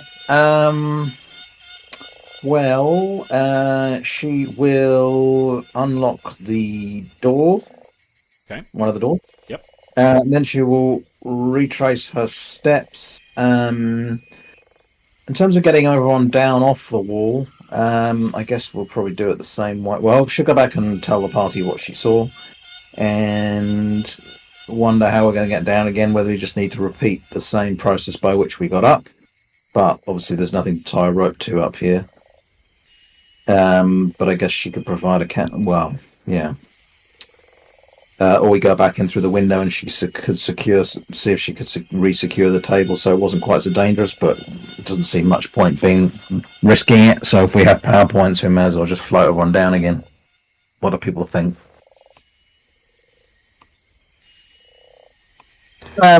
Leif has the power points to fly himself and float everyone, so we can reverse course exactly. Someone could hold the rope at the top, someone go in and tie it. Everyone use the rope to get back in.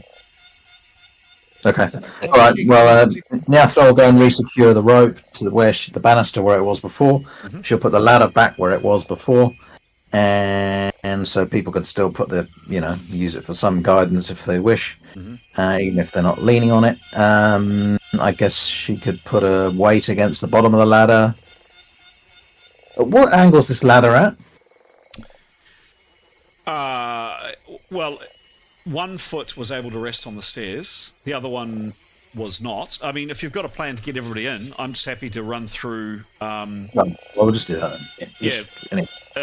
How many rolls was that, Pete, for flying and floating? So one float for him, fly for Mithan, Etienne, Grey, Tarquin, Demos, and Kyros. So 7. 7 spells. 7 rolls. So give me 7 1d100. So long as there's not a 1 or a 2, you're golden. 7d100. And give all that XP. Woohoo! Yep, all good. Lowest was a 7. 7.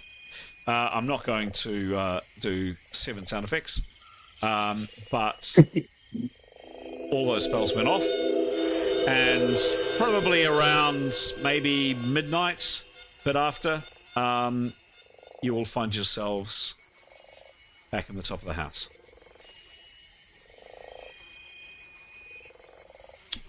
What do you do? Lock the door again. Barricade the window as best we can. Dump the body outside.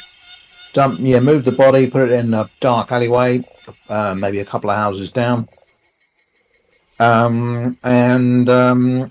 Just see if we can put up a table against the window, cast Do Watch, and go to sleep. Cool. I'll go through each character if anybody wants to do anything different that I should know about, or anything additional, anything that Gray's doing above me on that. Gray would suggest that he can magically lock the downstairs door as well. I think it's more the windows the problem. Okay. Yeah. I guess he could probably lock those too. Oh, it's smashed, isn't it? Smashed. It is. Yep. Yeah, okay. Well, he will just happy to help tidy up and kind of get things ready. Okay. Anything for Demos other than settling back in again and assisting with cleanup, etc.? Want to check on Victory and where she's at? Yep. So Victory presumably was smuggled out in someone's clothing or their pack. Victory the cat is I don't know. It's been, how long's it been now? It is the 5th today. Too long. Kyros died 1, 2, 3 days ago. On the 2nd. Victory's just been very, very unusually quiet. She's quite a happy cat. She usually purrs a lot. She just hasn't been doing much of that. So yeah, more of that. She stays very, very close to Kyros's shroud wrapped body. Demos would want to keep vigil with Kyros and try and entice Victory for some cuddles and purrs. Okay. Victory accepts some scratches and some pats, but ain't no purring. Very quiet. Yeah. Going down my list, above and beyond securing the house and doing what you're doing, Leif and Mithan, anything I should be aware of? Leif would just want to keep Kyros, Victory, and Demos company. Also want to finish off his sleep, and same with Mithan. Okay, great. And Graham, your two characters, Neathanel and Etienne, please.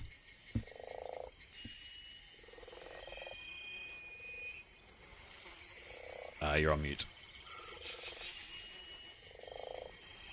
Sorry, is that me? Yes. Anything above and beyond what you already mentioned? No, I just got to bed. Okay. And Tarquin.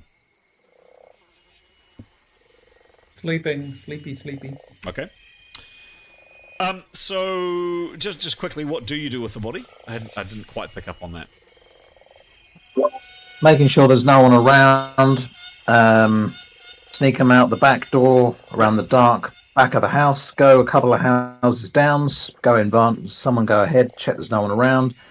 Then once we're sure there's no one around, keep into the shadows, take legs and arms, move body back around the back of someone else's house, leave it, clean the blood up as best we can.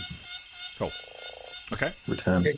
Chris, if Nathaniel and Etienne are going to do that, Tarquin will pop out, go retrieve his arrow. Okay. The body is. Yep. So rules with arrows is if you hit a target, it's broken. Okay. In that case, he'll go to sleep. Cool. Okay. And you settle in for the rest of the evening. More like the morning. And bit by bit, the sounds of the city, some degree of normality returns.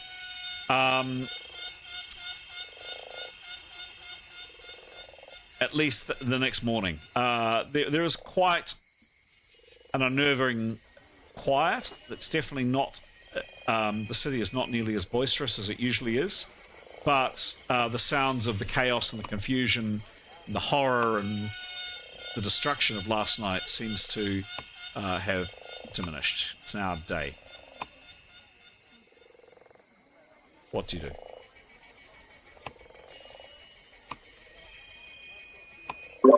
Well, I think we're supposed to be flying low, aren't we, till our contact comes back?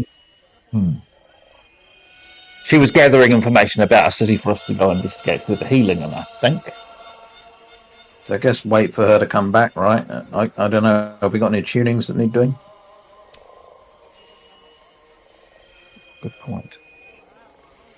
Not that I can recall. There is a tuning to do, we would do it, but I don't remember any items. Damn it. Just had my first system crash of the day. It's not great.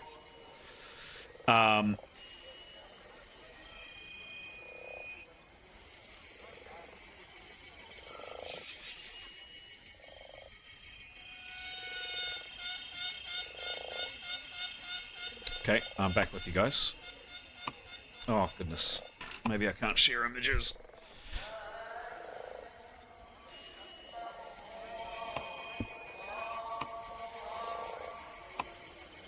Hello? You guys there? Sorry. Yeah. Yep. Yep.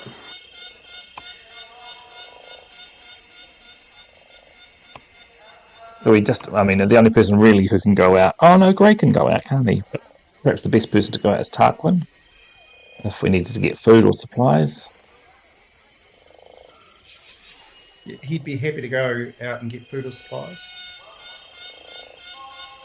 So that's necessary. But, well, actually, our lady Myrna was going to just do that, so perhaps not even any need for that. Yeah. Okay, so you wait. Just trying to get some pictures up of Landana to remind you. See if this works. Oh goodness, no! Unfortunately, my image sharing software is just not having a great day today. I wonder if I can do it this way.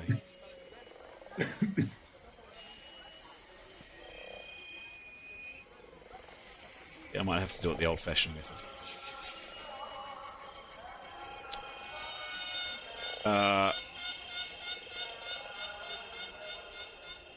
So there we go.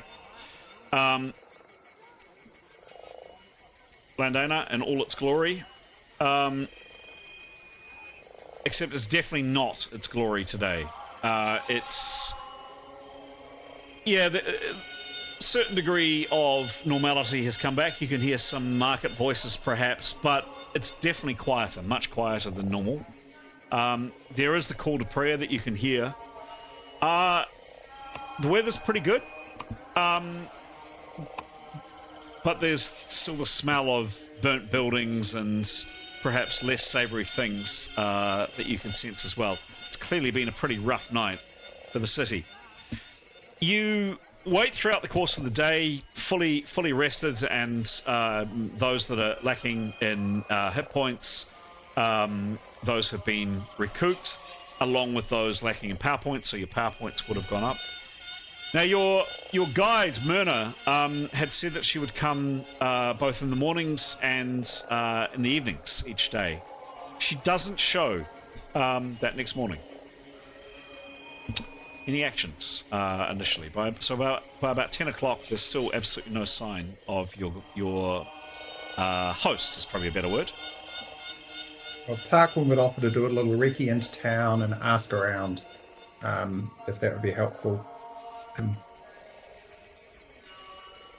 I reckon just stay put, wait for the show. If she doesn't show by the evening, think of something else to do, but we don't really want to pay attention to ourselves, do we? We just want to get our contacts, don't we? Happy with it. Okay. So, look, sure enough, later that evening, kind of picking your way through the detritus and the rubble and the mess that was left, there's still, unpleasantly, you looking outside the windows, a couple of bodies that are here, one of whom's got an arrow in it. Sure enough, going on for dusk, your host, this woman, picks her way down the street. You may remember when you first met her, she moved quite quickly, like surprisingly quickly for somebody of her age, and quite confidently. And she does again this time, and you're watching out the windows, keeping an eye of just what's going on. She's also carrying with her, but she wasn't the first time that you met her, a very, very solid ash staff. And you see when she arrives, it's a very, very solid piece of wood, and it's iron capped at either end. She comes to the door and she knocks on it. I'm assuming you open and let her in, and she comes inside. She doesn't say anything.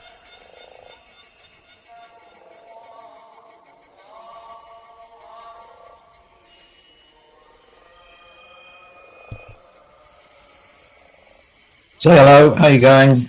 Bit of a rough night, you okay?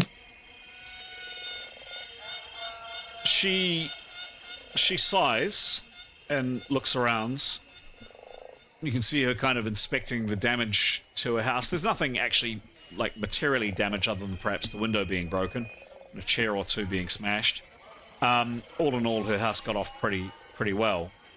But she sighs. Yes, thank you. I'm fine. A bad night for our city last night. Not uncommon. So what prompted that? Taxes, dissatisfaction, shops being damaged, people seeing opportunities. I don't know. The heat. That's no good. I'm sorry, but they broke your window. She sighs again. I have food, she says, and she puts down a range of. You haven't really. You had your rations to deal with, sure, but you haven't had proper food, and the smell of freshly baked breads, some kind of rice dish with vegetables and some meat in it wafts through, and you realise you're all quite hungry. She's also brought along 2 or 3 bottles of wine. Please eat, she says. Thanks. Any new? Unfortunate that my neighbourhood, several streets away from here, was relatively unscathed. But the death toll last night has been surprisingly bad. The authorities, such as they are, I'm sure will start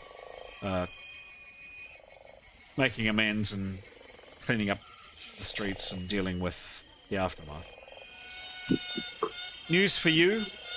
Yes, I have made some inquiries, and I expect tomorrow to hear from my handler. You are asking for appropriate places to bring your friend, who is unwell. Some healing. and I have made some inquiries for you for good locations that may be suitable. My handler has said that they will get back to me tomorrow, and I should have answers to you probably around midday tomorrow. I've also, since your ship docked 2 days ago, at our mutual friend's request, I have been making inquiries for guides to take you to the Dead City, and have made a little progress.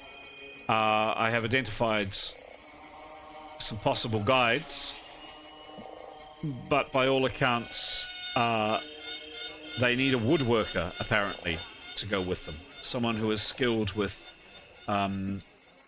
repairing boats, and that is proving harder to find.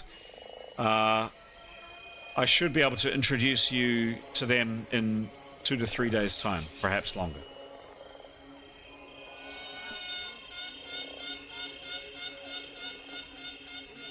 Do you guys want to talk your healing? Where we're going to take Karos and all that? How do you mean? Because that's what she's going to get information tomorrow on. Oh, okay. Well, I guess we just pick. One question, GM.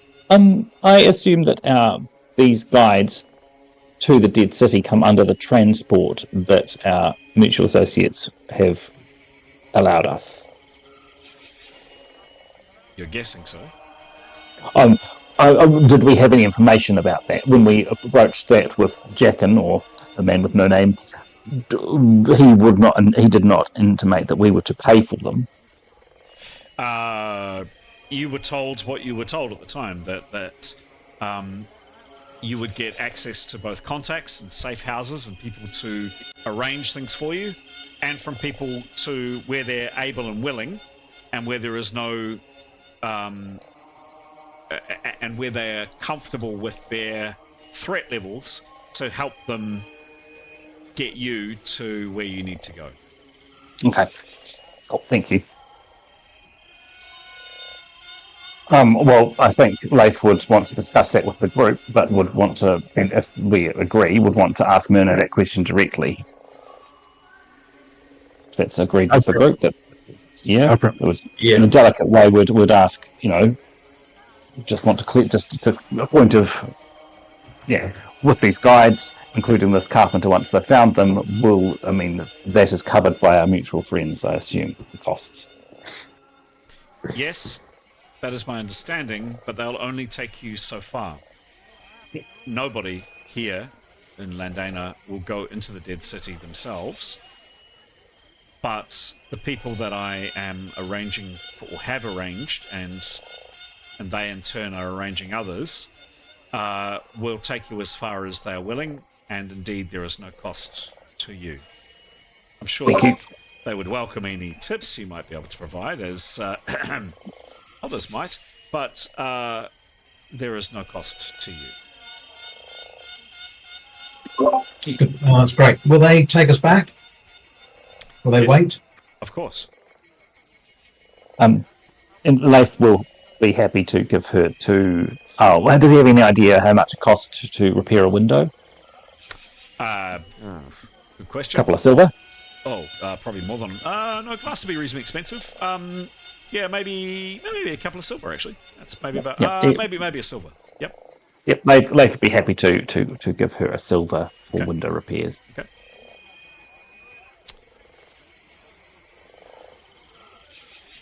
Anything else? Just I guess Etienne would ask if she knew what sort of we have insect repellent, for instance. But what else would she advise us taking into the swamps, flame islands, and all the rest of it? I have no idea. I have never been there myself. I certainly have no intention of ever going there, but that is absolutely a question that you will need to ask of the guides. Absolutely, yeah. I just wondered if there was, supplies we should be thinking of. Obviously, again, they will advise on that and be able to assist with that. Lovely, thanks. Pashket is the main guide. He also has Sicily, and they are, as I say, trying to find somebody that's either brave enough or insane enough to travel with you to some kind of carpenter or someone that's skilled in woodwork. I understand. I'm not quite sure the reasons.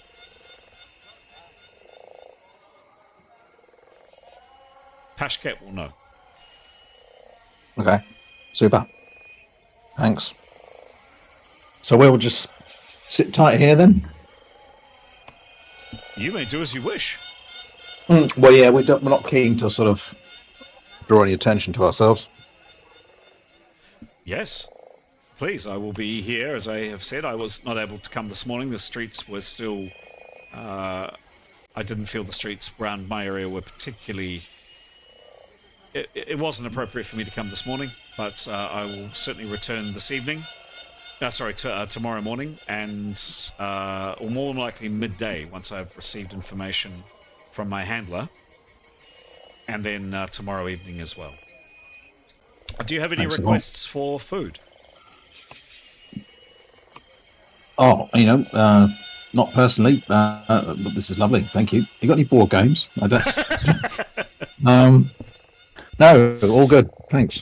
Okay. If does anybody else ask anything of her? Anything else? Any other interaction I should be aware of? Okay. So she might ask if she's got a map of Landana that he could study. A map? No, Yeah. I don't have a map. Which one is sense? Don't believe one. I've never heard of a map. One for the group. Had we hadn't decided where we were going, had we? To Carios, we talked about that elvish place, but I think we were asking for advice. Was that right? I can't remember. My understanding is correct. We talked about the elvish place, and we talked about perhaps 2 other cities in the southeast, in the area of the Seven Seas, which we figured was sort of far away from where any of us were from, and far away from here. But you had asked for advice specifically. We had asked for advice. You were seeking advice. Yeah. Okay. Good.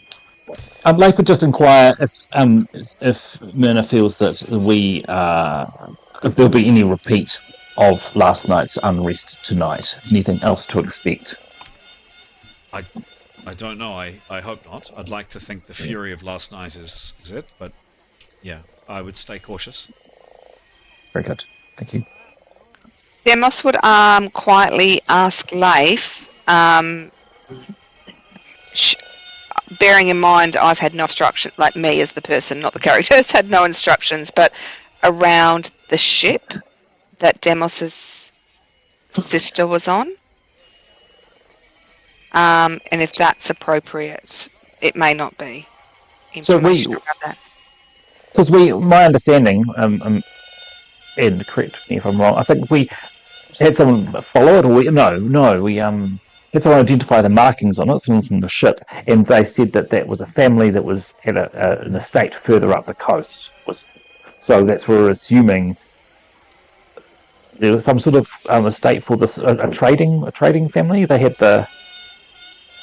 is that correct? I can't recall, but I'm wondering if Demos needs a bit more info, or whether the GM might know of a different plan. I haven't been instructed, but I'm just wondering if this is the time to ask about that.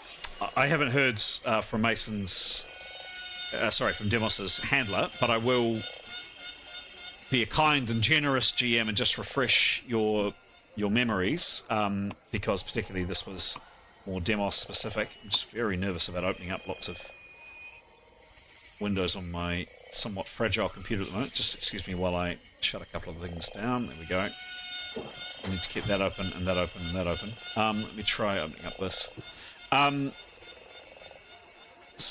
So this is what you learnt from one of the sailors on the boat with no name that you've been on.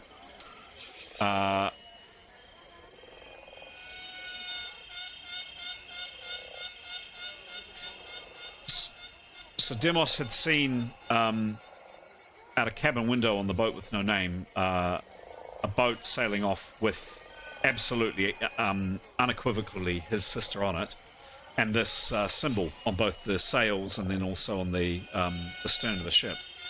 And it was identified, at least by someone on board your ship who grew up in Landana, as being a group of people called the Cadis family.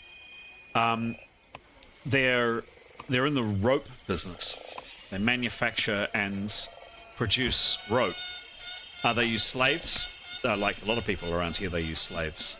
Apparently, they're an old family. The original house or mansion was destroyed many years ago, apparently, but they have built a new house on their same property, apparently some island.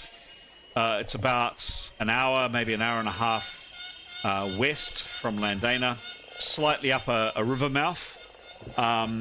And the reason that they feel brave enough to live in the Alameng, the green festa, the great swamp, is that they're on an island, and they harvest the creeper and the vines of the jungle, and they turn that creeper and vines into rope, using literally slave labor to do it. About close by, an hour and a half by boat up the coast. There is apparently an old coast road as well that gets you there, and they have an estate, if you want to call it that, where they produce their rope from. An old family, one of the oldest families, and that's one of the reasons that the sailor on your boat knew of the business. It's a family that's been here in this part of the world for a very, very long time. Thank you. Cool. Yeah, I'd forgotten all of that, of course. I mean, obviously, I don't want to make any decisions for Demos without... Demos's player does have one more game with us, of course. Yeah, if it was fortuitous to bring it up now, but yeah, I guess probably not important at this stage. Yeah, sorry to interrupt the flow. I was just thinking, what to do with that. But cool, thank you. Anything else before Myrna leaves? No? Okay. Okay, so any other actions for the next few hours, certainly until the next day? Anything I should be aware of, or a bit of narration from me? No? Okay. Nothing for me. Okay. So the rest of that evening passes uneventfully. There's no trouble, no further trouble. There's no further yelling and screaming and trouble that there was the previous night. And you all get a really good night's sleep. Yes, you keep watch and you're alert and all the rest, but you have a good and restful night's sleep. And the food, by the way, is very good, and the wine has certainly helped. The next day around midday, your host, your guide, call her what you will, this woman, again, she's carrying this iron-shod staff that you saw her with yesterday. Very humbly dressed, as you can see, kind of in rags, but comes back at around midday. She knocks on the door. You let her inside. She greets you with a smile. Doesn't say anything again.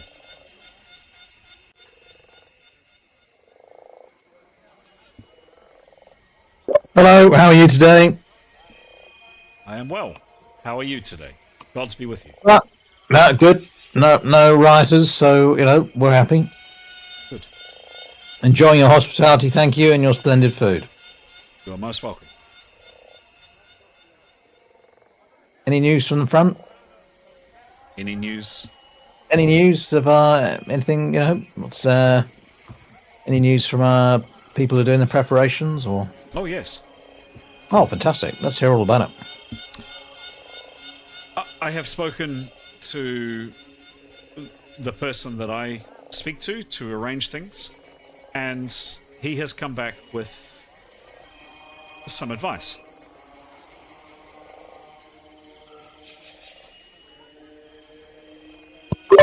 What, pray tell, is the advice? Oh, yes. So categorically, the elves, and this is generally common knowledge for you all, but the elves are some of the best healers in the world. But as I mentioned, and as our friend on the boat mentioned several days back, unless you have a link, some kind of connection, some place in an elven kingdom or an elven settlement yourselves, it's hard to make contact and it's hard to enter into these places. Yes, they trade with the outside world, of course, but sometimes arranging travel, particularly via Navigator Stone or otherwise, especially via Navigator Stone, can be problematic. So your best bet are elven kingdoms, certainly. However, as mentioned, there are those caveats. So, assuming not an elven kingdom, then this is the information that has come back, and she takes out a piece of paper, and you're a little bit surprised at this, the fact that she can read. Not necessarily a lot of people in this world can read, but she does. And she reads, and she says, well, the first is a city. I have not heard of it, but apparently it is very, very well known in the south, called Keltaimon. It's a free city, and it's a free city in the Sea of Vargus, to the south. It's very close to an ancient elvish kingdom called Gil-Lithsam, which is only 50 miles away by ship. Keltaimon is an island, I am led to believe. Keltaimon is a free city, such as our free city, and she kind of gestures to the delights of Landana. And many elvish people live there, being so close to the kingdom of Gil-Lithsam. They follow the old gods in that place. And absolutely, Keltaimon is definitely known as being a seat of both learning, but also of healing. They are rumored to be some of the most powerful healers in the Seven Seas, and certainly in the Sea of Vargus or the Sea of Grakon. Without any shadow of a doubt, there are healers of not a vast amount, because the power needed apparently to heal your friend is substantial, but there are definitely more than some in Keltaimon that can heal your friend, unquestionably. Keltaimon is a very peaceful place, I am led to believe. In fact, the entire Sea of Vargus is largely free of trouble.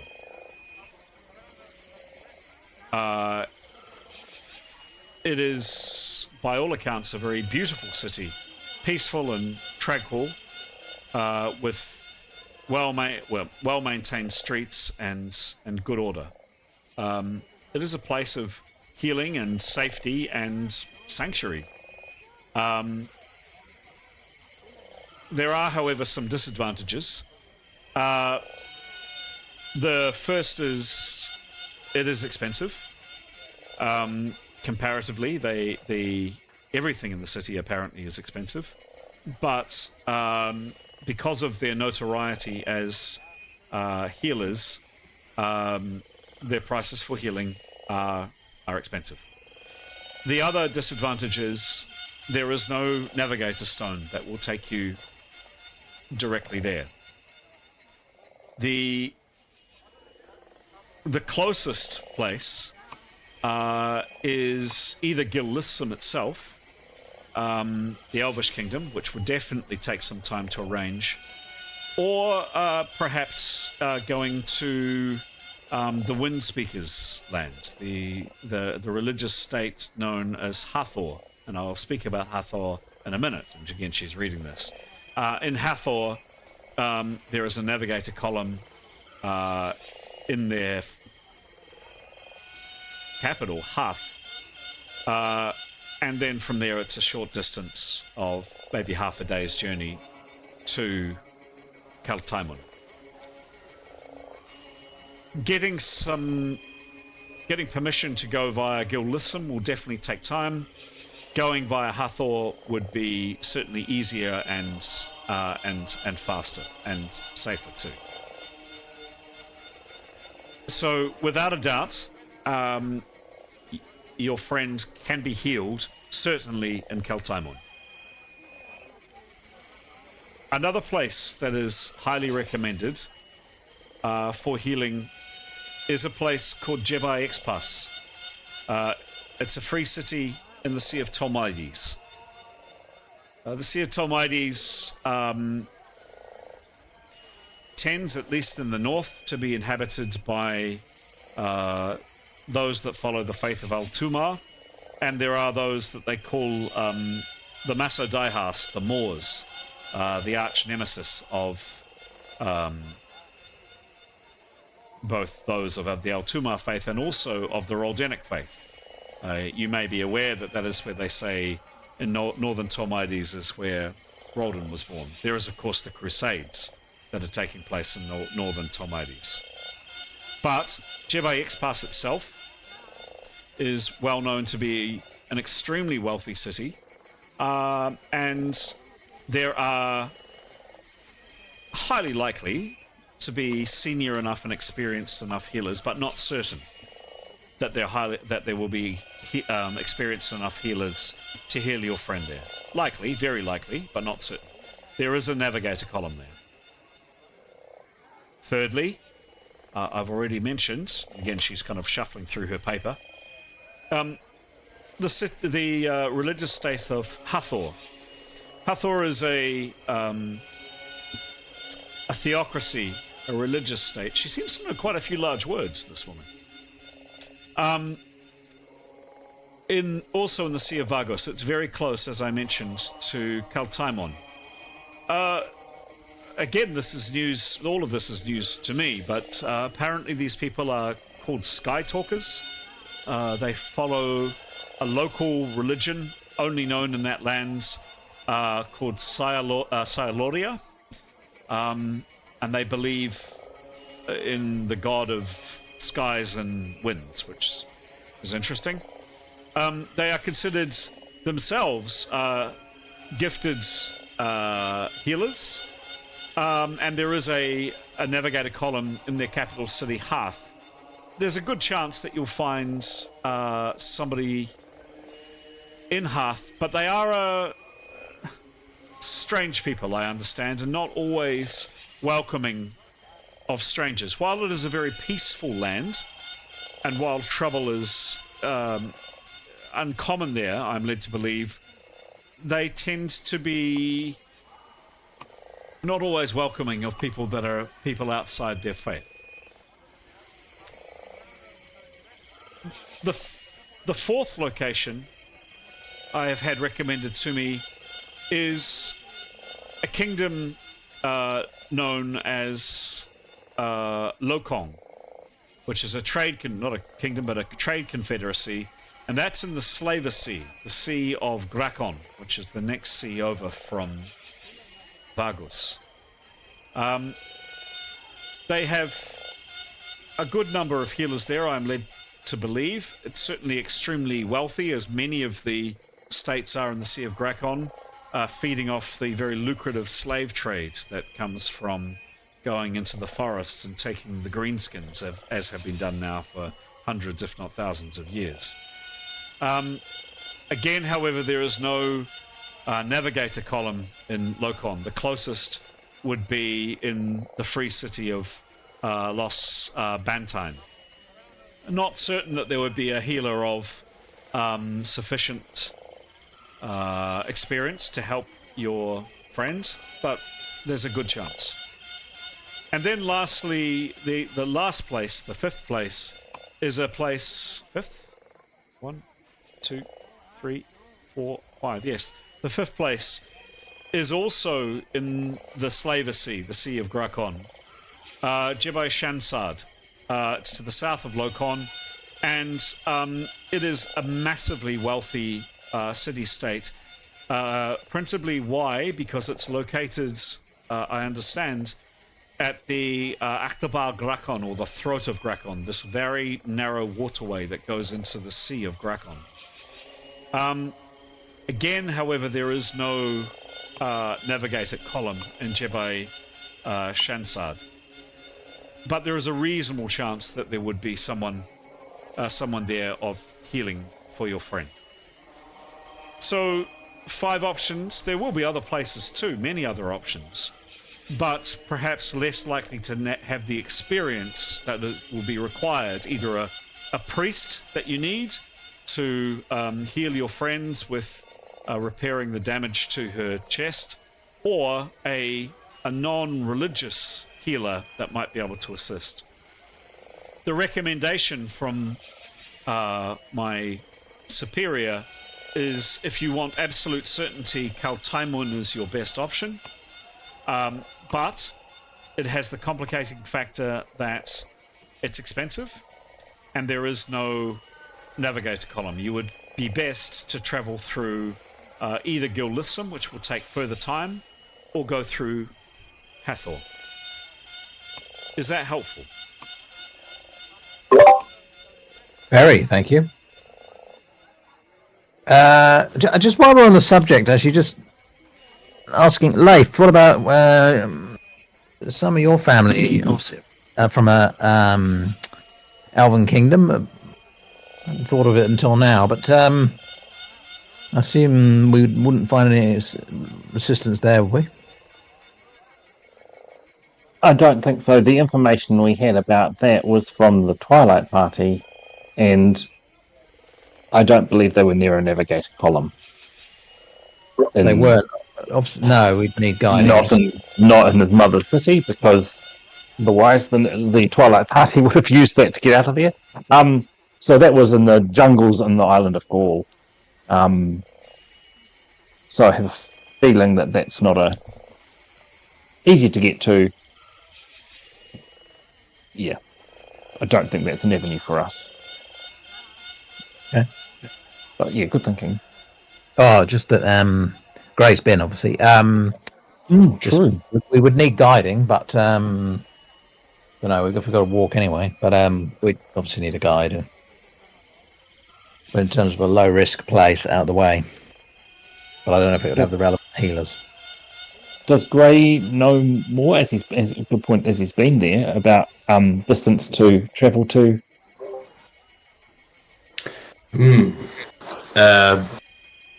This was, of course, long before this player of Grey was playing.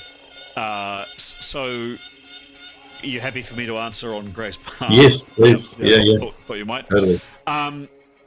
So, this city was community city was far into the jungles of Gaul. Indeed, there is no navigator column, and it was difficult to find. It was in the midst of the jungles inhabited by extremely hostile blueskins, and it involved at least 5 or 6 days traipsing through the jungle. It would be not impossible to find, but it would certainly be challenging. Gray, you don't have any sense, either positive or negative, whether or not there would be healers of sufficient experience to heal Keros there. But the access to the city, it was a hidden and secluded place, quite beautiful, and you spent several days there with the Twilight party, but very hazardous jungle to get through. Fair enough. I think my vote would be somewhere that is not Roldenek is a good idea. Somewhere without slaves is also a good idea, and Etienne's not going to be keen to go there. It could just cause a lot of trouble. That's very personal to him, but that would make him feel deeply uncomfortable. But obviously, probably consideration one, place where there is very little Rodanic faith would be ideal. It sounds like it's that Elvish one, but what do the rest of you think?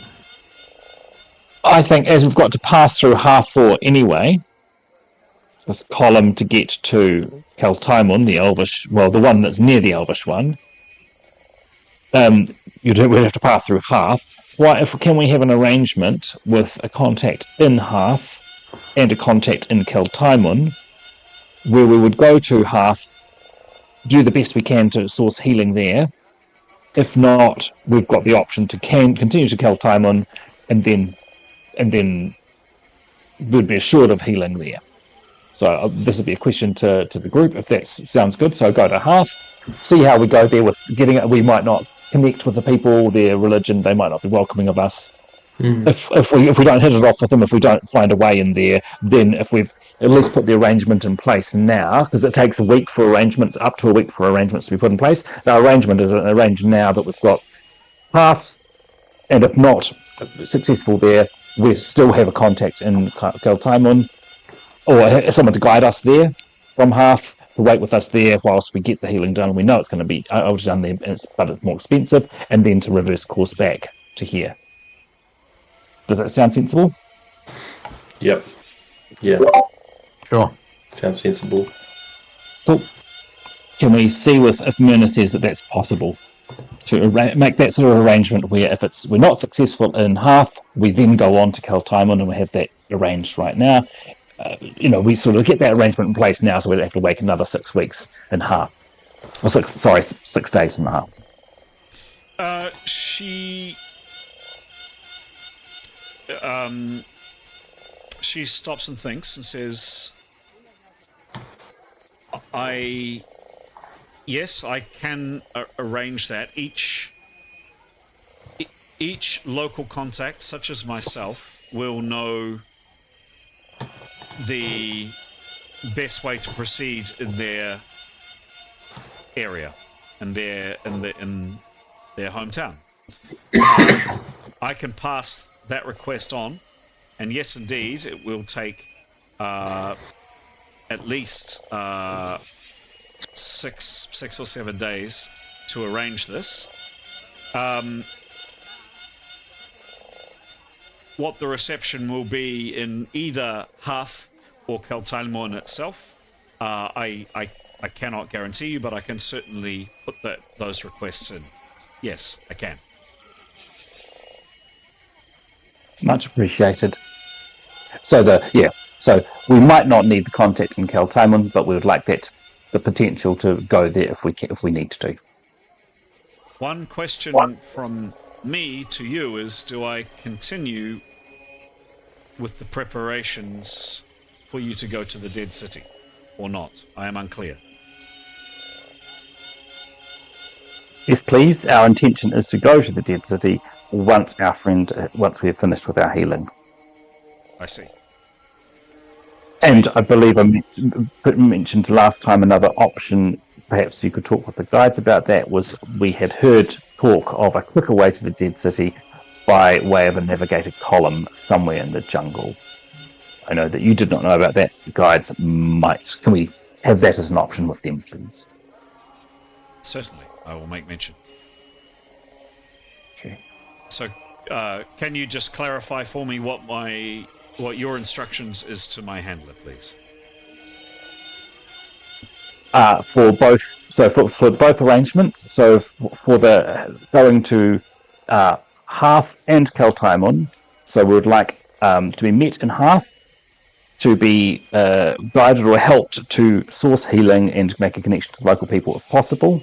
If that does not happen in Half, it would be good to be guided to Keltaimun to meet a new person or have the same person help us in that city to source our healing, and then we would need to be guided or have contacts back to Half to navigate a column and back here. So may not need the person in Keltaimun, but we would like to have the option arranged now if we do. Sorry. Understand, she says. Yep. Yep, and for Jebra, if we're going to Taraknev, to continue to make contact with the guides, we'd like their opinion on the best, safest way to get there, and for them to include the possibility of using a navigator column in their plan. Very good. I understand, and I will follow your instruction, she says. Anything anyone else want to add? I feel like I haven't... It's not enough information, but anyone else adding anything? No, that was amazing. Thanks, Pete.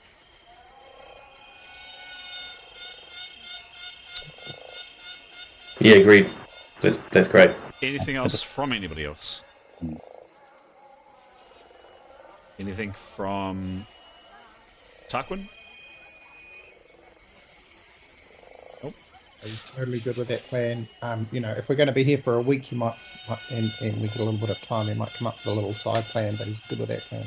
Okay.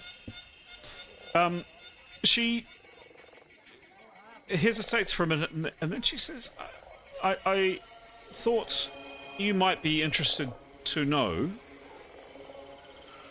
speaking to my master, my overseer,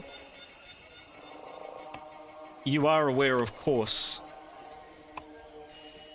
that there are bounty hunters that are seeking you.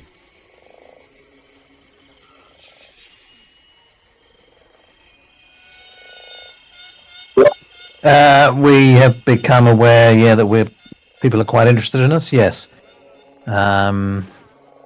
For crimes we did not commit, I might add. But in this city?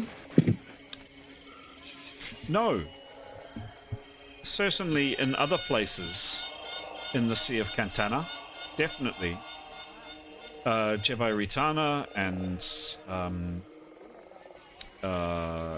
Travern, and certainly further to the north in Pytha, of course. But I have yet to hear of, and so has my handler, yet to hear of groups that are seeking you here. What I did think it worthwhile to mention is there has been a older Arab man seeking you. A tall man with grey hair, and he has been inquiring after, quote, thieves from the north. He has accurately described you. In the city? Yes. Yes, we were sent by local authorities to clear out the property that once belonged to him. And I understand that he thinks that we stole some material from him. However, that place had already been occupied by a den of thieves before we even got there. It's not my business. No. And frankly, I don't care. No, but I am passing that information to you. I'm just amazed he's come to that deduction. Yes, thank you for that information. Well, a very powerful magic user, he is claiming. A seer, someone that has foresight and hindsight, is the story around him. So where it would be better to leave town, you think? He hasn't found you yet. No.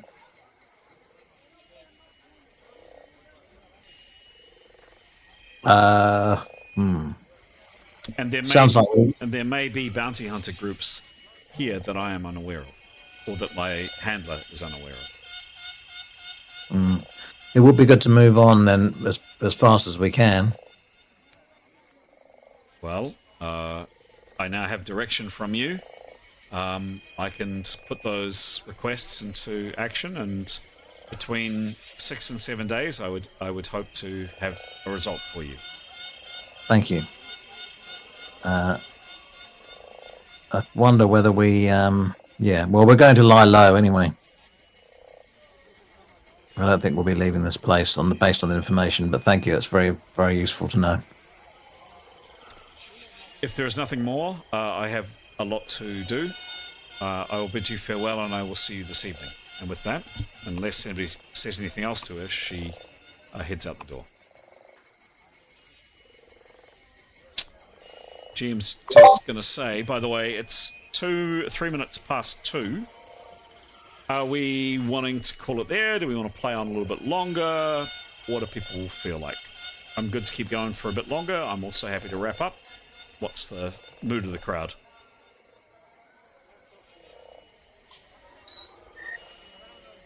I could maybe go another 30 minutes if that works, but I might need to get off soon because I have a little bit of stuff to do.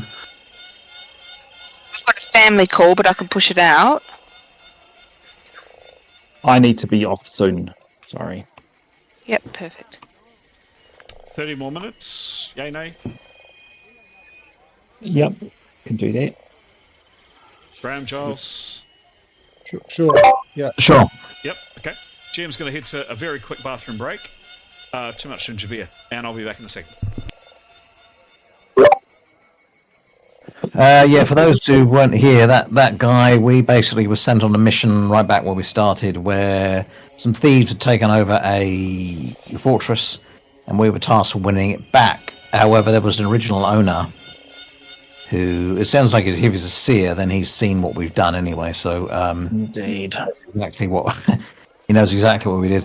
I guess in part of winning it back, we discovered a lot of secret chambers, and I don't know, what did we get? We took a lot of magical items out of there, which we subsequently lost. Yeah, Mithran still has the little chest of herbs, like a little fridge chest of his. Yeah. But I think we lost everything else when we were kidnapped and tortured on the ship. Yeah, we had a great bunch of stuff that we enjoyed for about 20 minutes. Yeah, no. But yeah, which we kind of... We discovered all these secret chambers, didn't we? Do you think he's killed weird rooms? No. I don't think it'd be easy to kill. No, I wouldn't suggest. No, he's pretty powerful. Yeah.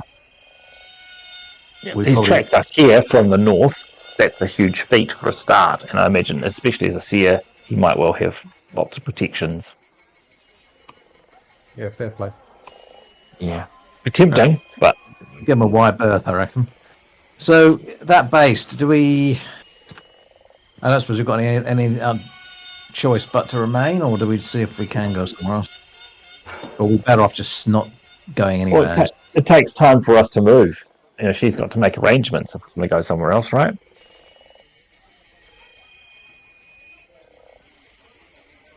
Yeah, no, good point. All right, folks. Jim's back. What do you do after Myrna departs? Well, based on that information, not much, I'd suggest. Get a new lock for the door.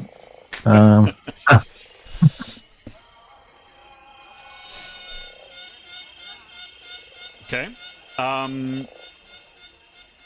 So, in one question, Giles, I know that you're quite keen to potentially do something. I wonder how this fits in with our narrative.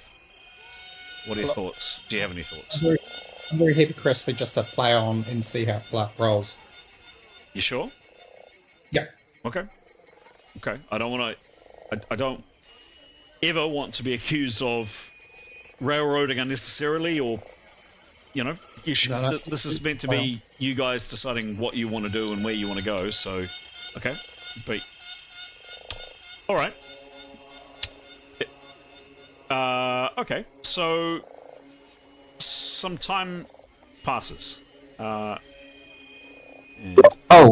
one thing the Athanol will do, he should be fairly obvious anyway, but she will give a full... She's actually seen this guy. Before we were kidnapped, and so if she hasn't already, she'll give everyone a very full and rich description of what he looks like. In terms of his outfit, he's basically Alibaba and the 40 Thieves walking down the street. He looks. I've got an image of him if you want. Yeah, well, there you go. So, just so that if we do, just so that we know what to expect when it's coming, but he'd be enormously powerful. I mean, whether there's any way we can protect this house, I don't know. If there's anything we've got that would help. This is the man you saw skulking around the docks months ago, Niathnal. Oh, he's got a bit more sophisticated. Which can only mean the ability to link Tarquin to the rest of the party. I don't know exactly what the seer can see.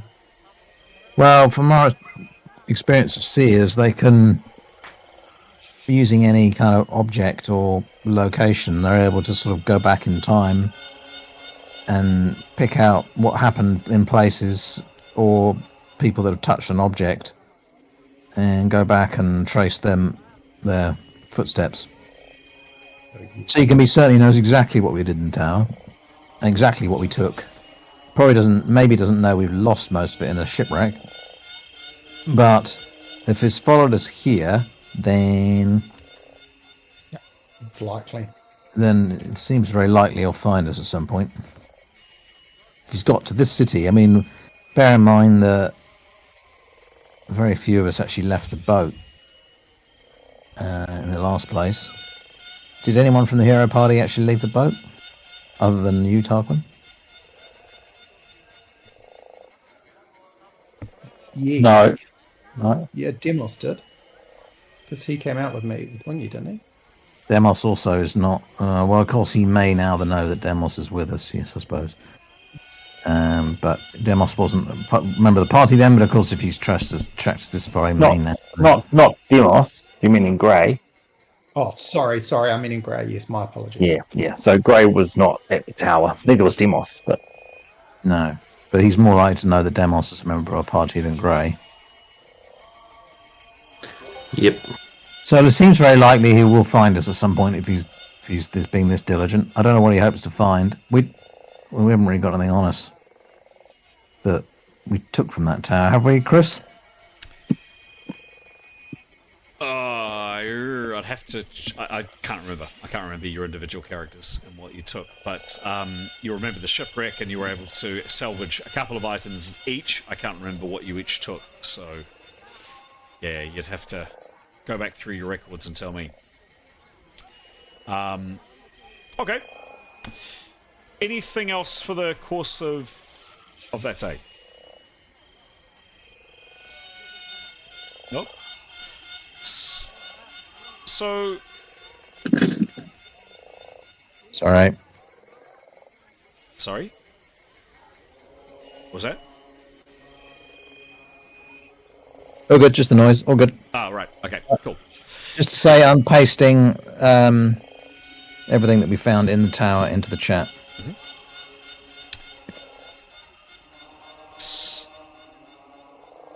So, you settle into a degree of, frankly, monotony in this house. Here's the house here. Yeah, it's nice to rest up, put it that way, but after a while you are beginning to get a bit of cabin fever, and the days zip past. 1, 2, 3, 4, 5, 6. And on the 6th day, when your host Myrna comes to visit, she has 2 pieces of news. The first is things are in place for your transport to Hathor. Your guide in Hathor can't be 100% sure, but believes at least that it's unlikely that you'll be able to find easy healing there. he may have to do a little bit more investigation. It's not out of the question, but challenging. Things are in place for you to therefore, depending on if you wish to stay in Hathor or not, and wait, depending on his advice, things are in place for you to in turn take a boat. She does indicate that she was quite surprised at the price of the boat. Someone had mentioned it to her, to then go to Keltaimun, and where you're assured healing of Keros's body. So things are in place for tomorrow, which is exactly a week. The other news that she has is she has made some progress with. There has been some progress apparently with preparations for Tarak Nev, and she is expecting to hear positively that the relevant person has been secured to assist with whatever carpentry or whatever it is was needing to be produced, and depending on when you return to Landana, there should be guides ready to assist you, and they should be well and truly on the way to making plans to take you to the Dead City, preparing everything from insect repellents to other things, food, etc. that you may need. Anything back to Myrna with that information? It's the 13th, by the way. Nope. Okay.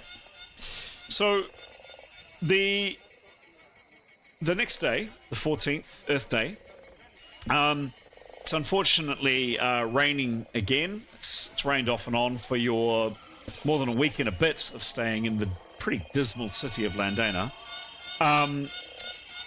Myrna comes and collects you very early in the morning on the 14th. You're all fully rested. You're all fully healed up, power pointed up.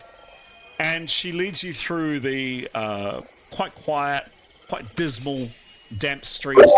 There's still the sign of both the earthquake more than a week and a bit ago. Clearly, another number of buildings are either being repaired or rubble being cleared, and also the damage from the riots, which would have been 9 days ago, is also being cleaned up. The little area, the little alleyway that you were staying in has been repaired, bodies have been removed, etc. You're not quite sure by who, you're assuming city officials. You head your way through the city streets and you find yourself in a building that you haven't been to before. It's quite grand. There aren't a lot of grand buildings in Landana. I'll just see if I can find an image. Just a second. Chris, just to say that we're making every effort to pull up hoods, disguise ourselves. I think certainly Nathaniel will change her appearance for the trip. Mm-hmm. Magically. And ask our guy just to make sure we're not walking through any gates that will detect that. Yep. So yeah, they're covering up heads. Those otherwise, obviously, Karanos is out of sight. Who else is going to be recognised? In terms of out of sight, you are carrying Keros in a coffin. Of course. Okay.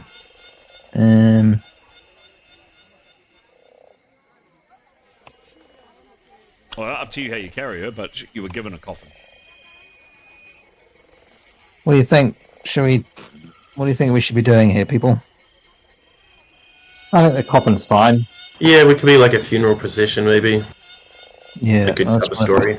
If we should dress up like we're in a funeral procession, but anyway. Yes, maybe. With black hoods and what have you. Look like we're some sort of cult.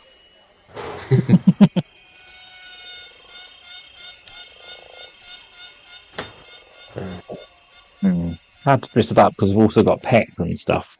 Yeah. Alright. Smart casual. Okay. Right. Anyway, disguising our faces as best we can. Okay. Yeah. Yes. Cool. Any other preparations I should be aware of? I guess Grey, before they would go, would probably talk to Wingy and get her to just do what she does, where she flies up a bit, and just kind of watches to see if anybody's tailing. Okay. He'd explain what that would mean. He'd explain, if anyone's following us for, I don't know, this much of a distance, let me know. Then she'd come down and he could maybe tell her to, I don't know, stand on one foot for yes. Or maybe they just chat, actually. Okay. So I am going to ask for spell rolls for anybody making it. So that was a disguise spell for Neathanol and a roll for Wingy. I'm just interested in no failures, guys, and also you guys might be interested in the XP. So give me a roll for both those two, please. And any other spell rolls I should be aware of. 85. I'm going to cast... And 62. Done. Success for both those. I'm going to cast face shifting, so I just look different, as per usual. You're going to cast what? Sorry, there was a... I just didn't hear that. It's face shifting. He's going to choose one of his 3 soldiers he's sailors he's studied. Okay. Changes face like he always does. Cool. Put all this closer. Cool. So, spells all good, and make a roll, please, Charles. Oh, yeah, 81. 81. Cool. So that is also successful. Now,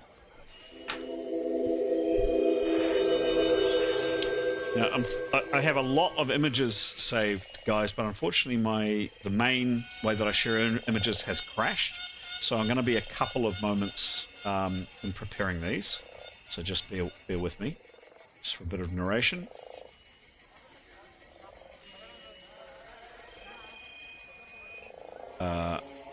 Just coming.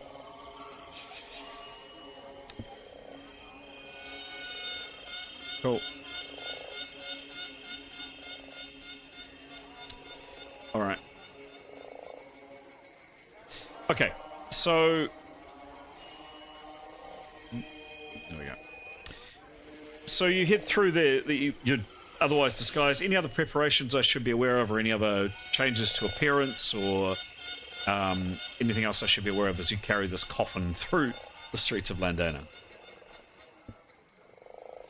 Nope. Okay. So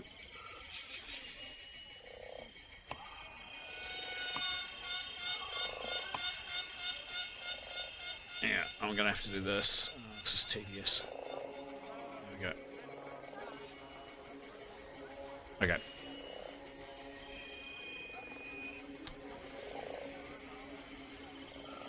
All right.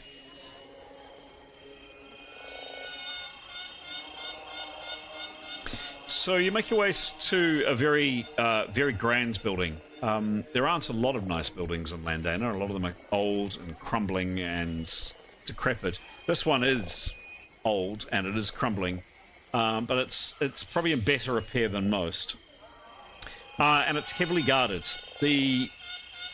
Fair to say, the City Watch of Landana haven't exactly impressed you in terms of their appearance or their attention to cleanliness or keeping their weapons maintained, but there are quite a few soldiers here. And Myrna takes you inside a building, inside this building, and you're greeted with this sight.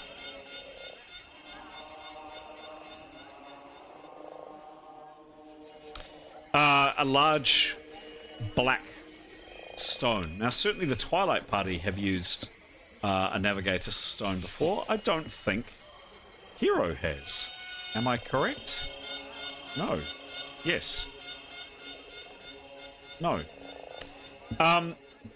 And Myrna turns to you, and she had explained, actually, before you went into this building, to say that arrangements would be made if you were to come back. She hopes she may see you again and bids you farewell. You're instructed, and by the way, Myrna seems to have some kind of arrangement with whoever it is who appears to be controlling access to the stone. She has a very quiet conversation with one of the better dressed and more important-looking members of the soldiers standing around. And you're motioned forward by the soldier. You put your hands, one of you puts your hands on this black stone, and you just simply say, "I require a navigator." And almost instantly, within a second or two, a man appears. I have an image. Unfortunately, I can't share it with you because of some technical difficulties at this end, but he's incredibly well dressed. He's carrying quite an ornate sexton in his hand. He has a rapier at his side, and he and Myrna have a quiet conversation. He nods, and he doesn't ask you any questions. He doesn't speak to you at all, and you're just encouraged to come forward. And there is a blink and a flash and a sickening noise, and all of a sudden the free city of Landana is gone, and all of a sudden it feels as though your insides are turning out.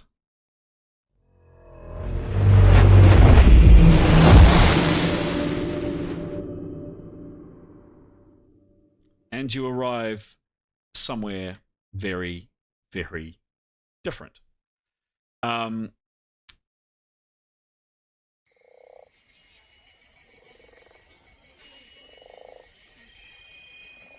Sounds are similar. They'll be slightly different when we join next time.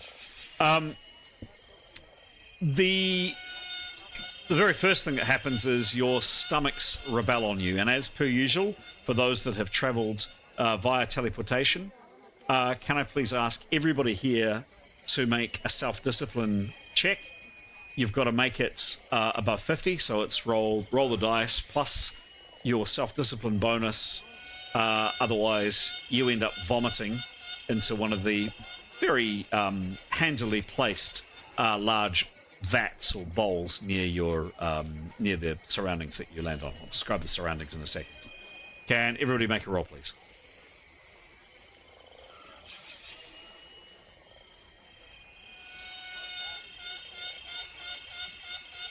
Methane's fine. Leif is not. Okay. Methane rolled 95 plus 10. Leif rolled 12 plus 1. Ooh, okay. And others? Both narrow misses. Under 50, you said? Under 50, correct. Yeah, so Nathaniel got 40, Etienne got 44. Okay. 81 plus 5, so 86. Okay. Tarquin's fine. And Demos. 92. A little faint there, Demos, but I think I heard 92. Cool. 92, sorry. Thank you. So you all arrive in a it's very, very, very disconcerting and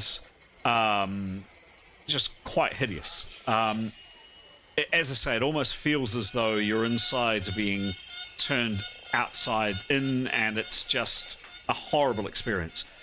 You arrive in a room, and I'm showing this image of where you departed from, because where you arrive is somewhat similar in as much as that there is a large black column which looks almost exactly like that on a dais, and yes, there are these kind of stone vessels or bowls or basins around you, probably exactly for, frankly, people who don't travel so well, a bit of travel sickness. But the surrounding room couldn't be much more different. It is incredibly light, beautifully airy. It's made of white, polished stone. It is quite a beautiful room. Sunlight streams through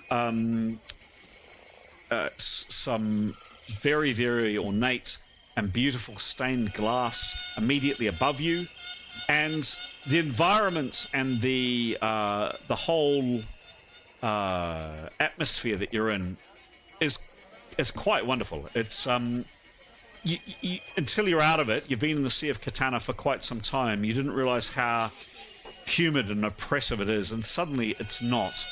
It's light and it's airy, it's warm, but it's not overbearingly hot. It's not uncomfortable at all. Yes, indeed, there are soldiers standing around you, a lot this time, and these people are very well armed and very well equipped. They have quite an interesting facial, slightly different demeanor to their faces. They look a little bit like Demos, actually, in terms of their countenance, their facial structure. Tend to be a bit shorter as well, but very, very well armed and very well equipped. And yet again, not yet again, this is the first time for your characters, but one of the first people you see is this young woman, and she comes up and she greets you. She very kindly hands cloth to a number of the people that are unwell, and basically manage to tidy yourselves up and splash some water on your faces. And she just simply says what would she be speaking? Does anybody here speak Vagonese?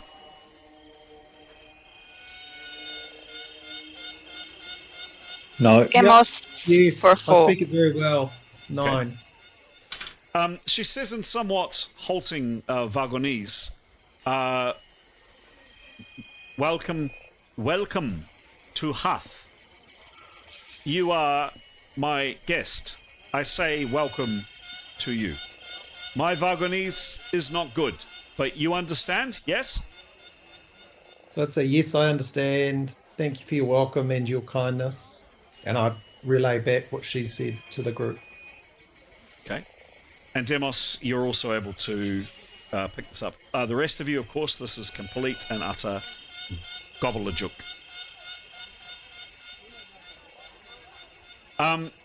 She introduces herself as Laymun, and she says, please, you come.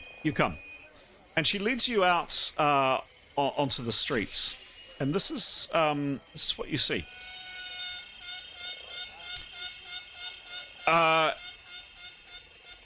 Quite a beautiful, well-ordered, well-structured city.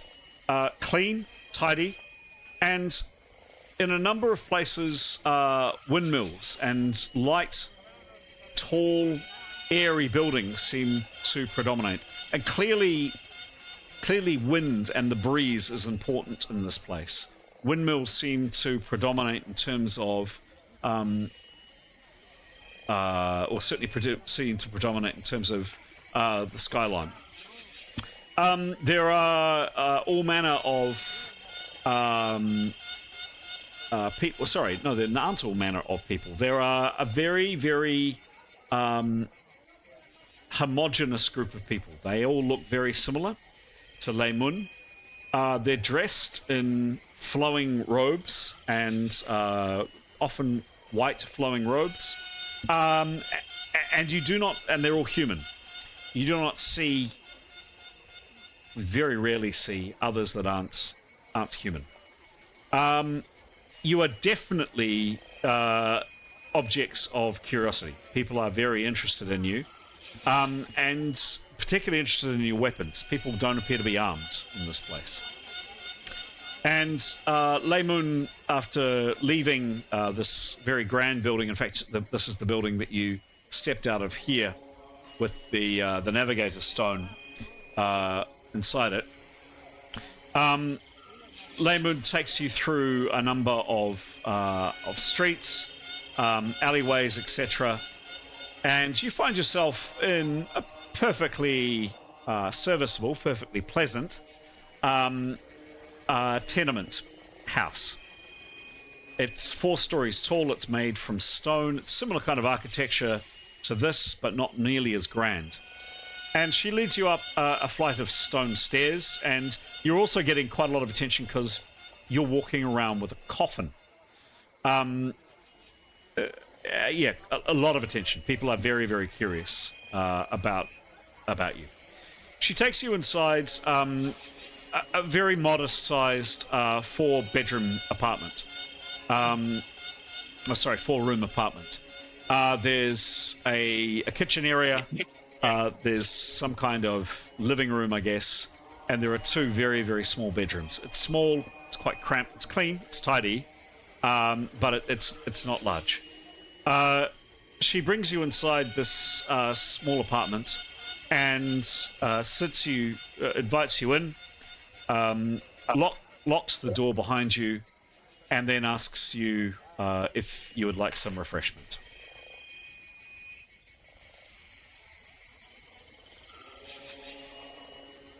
That'll be delightful.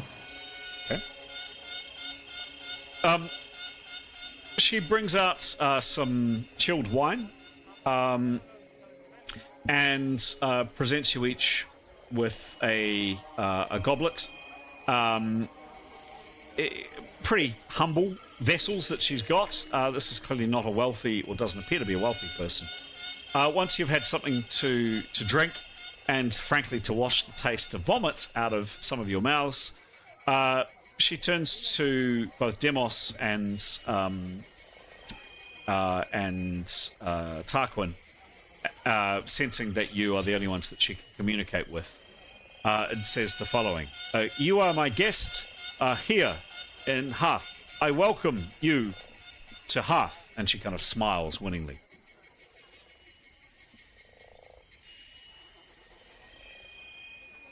I guess we thank her again.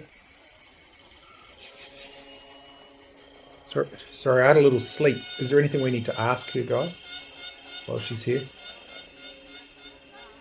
We need to ask about healers, don't we? Yeah, for sure. I imagine she's already got a brief, but yeah, I think we've explained about healers. I guess we'll ask. We'll ask what sort of brief she has and what she knows about our reasons for arrival. Yes, you need help with friend and box, yes?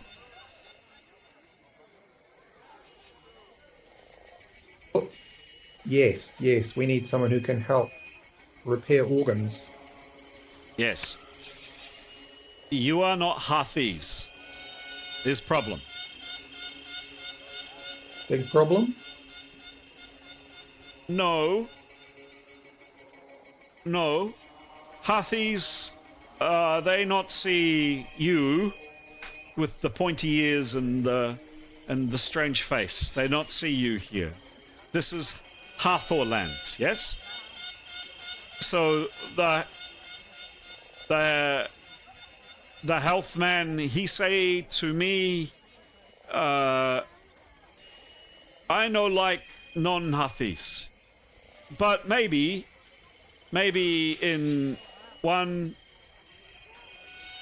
and she holds up she holds up fingers. Maybe this days, maybe I do the speak, and he say yes, or I can take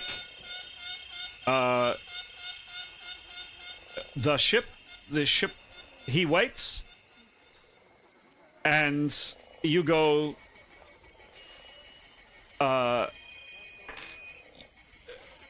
you don't do heal here, you don't do the health here, and you go Keltaimon. So I guess I'll relay this back to the group and see what they think. And while I'm doing that, I might turn back to her and say, is there any other solution to the problem, not Harthy?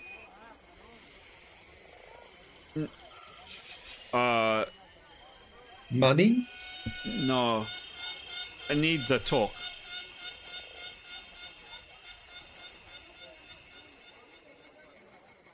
What other people think? What other languages does this lady speak? Can we try some?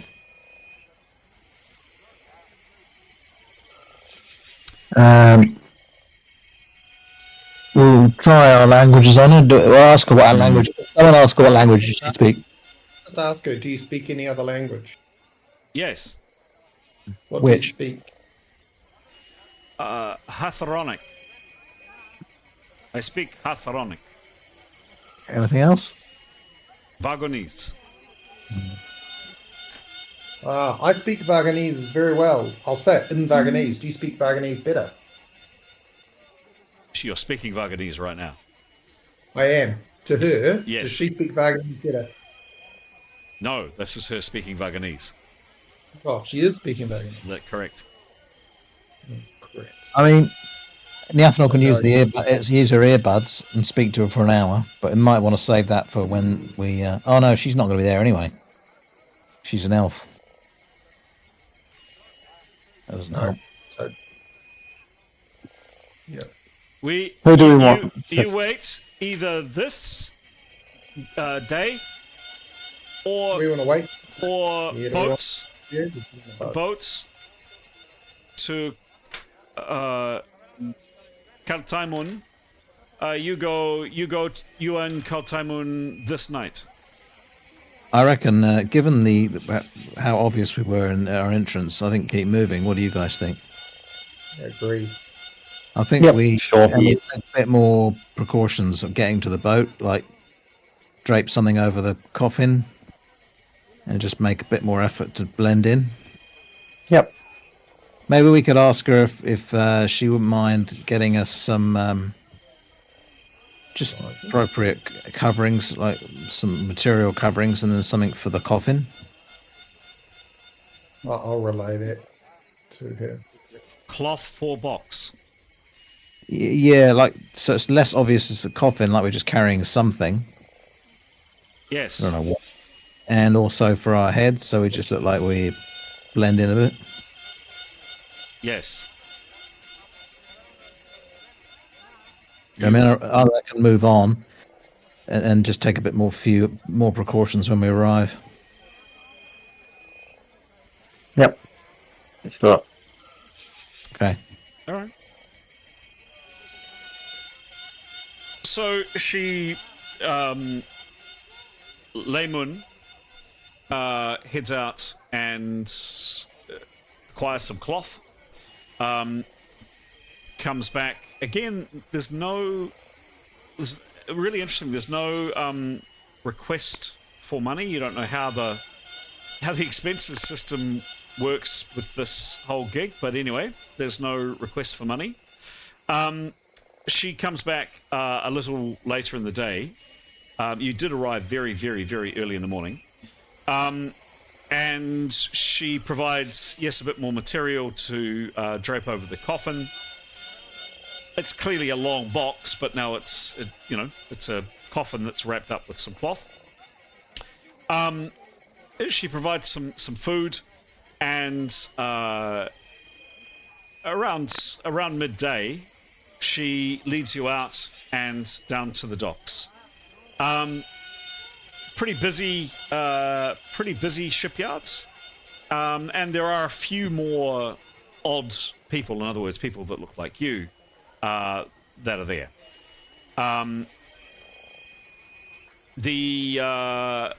She says that she has managed to make.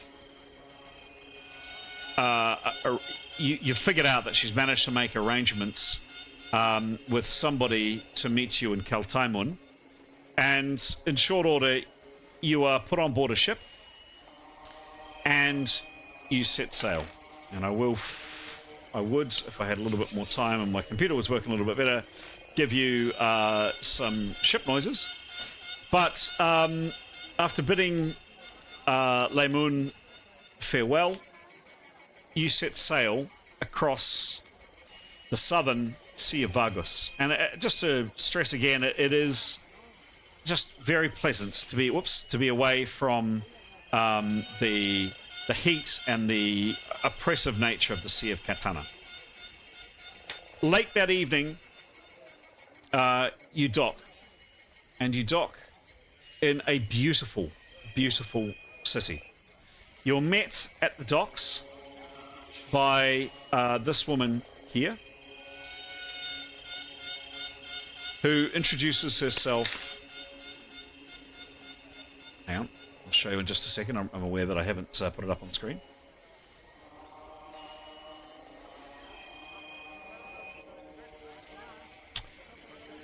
Sorry guys, it would have been easier had my software not crashed. So you're met at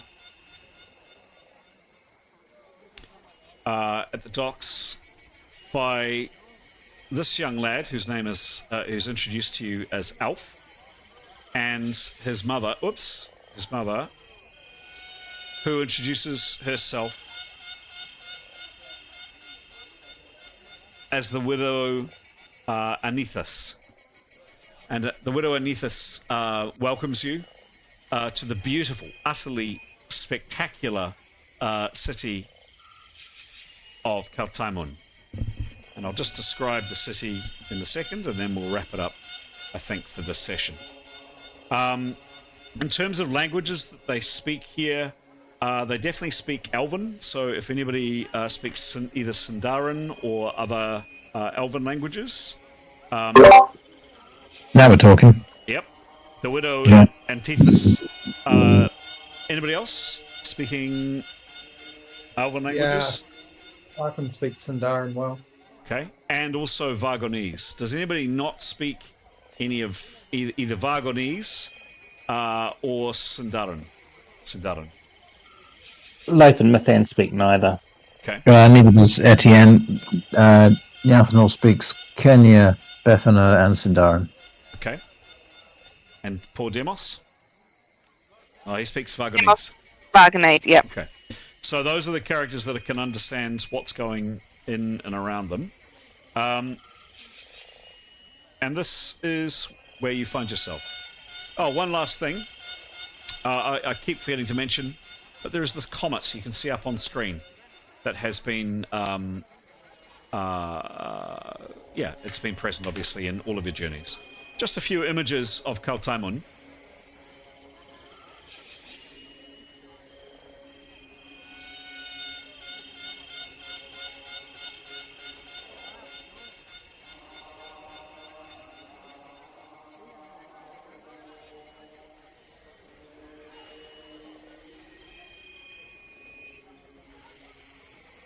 So, just to round things off,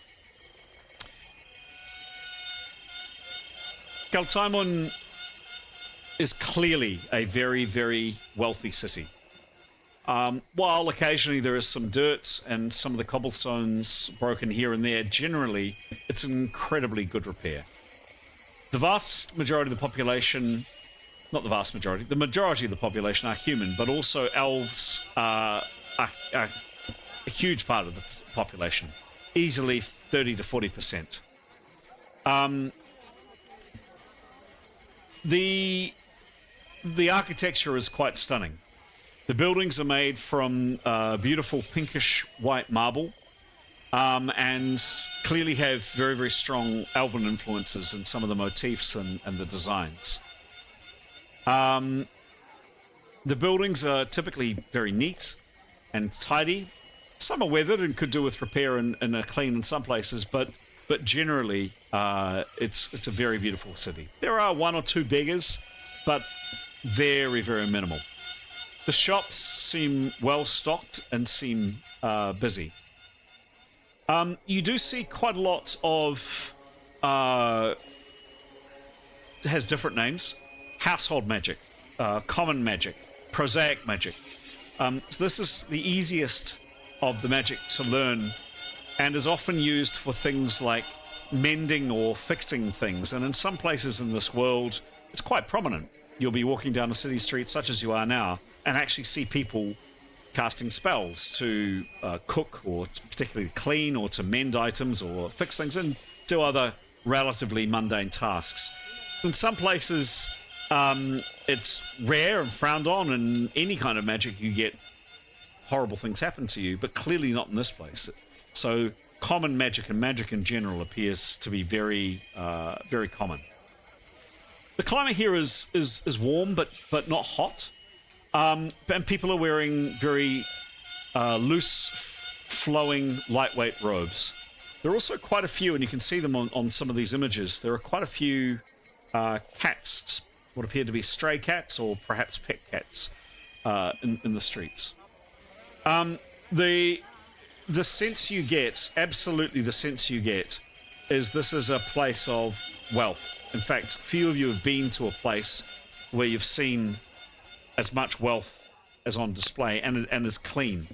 Jebel Ritana was quite a clean place and quite a tidy place, but this is something else. There is clearly a lot of money here.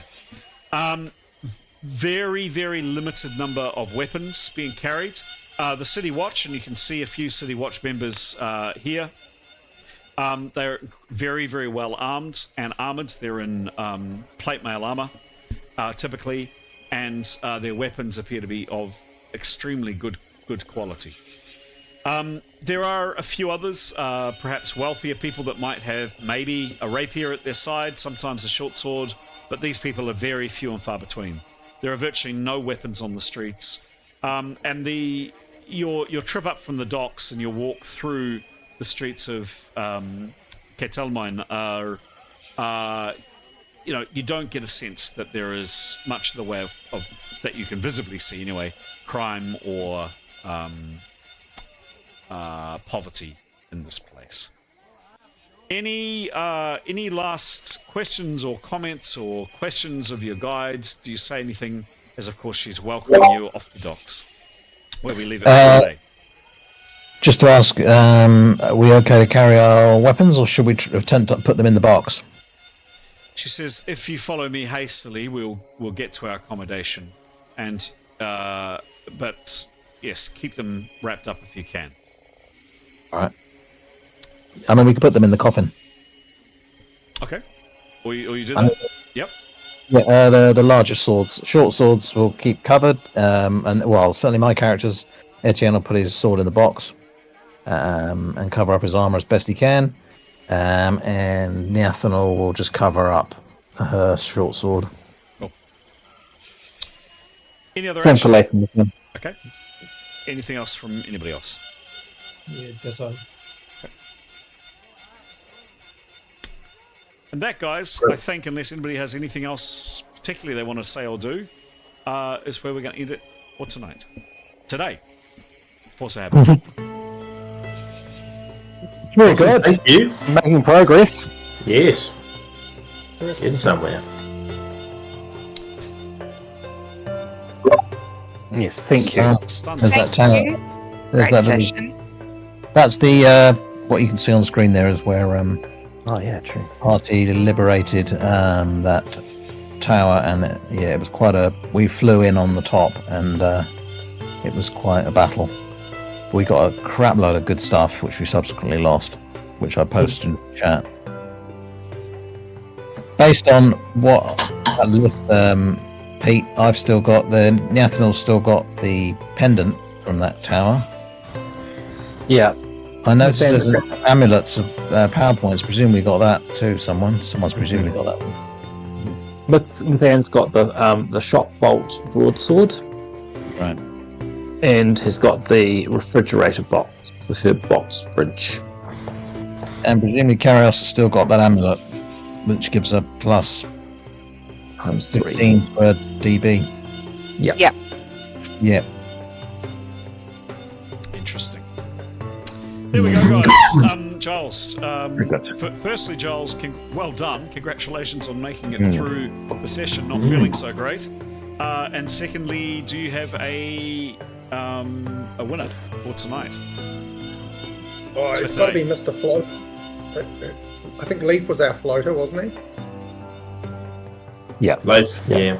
Nice one. Thank you. Thank you. Very floaty. Solid work. Excellent floating. Excellent. You were top Excellent floater. floating. Top floater.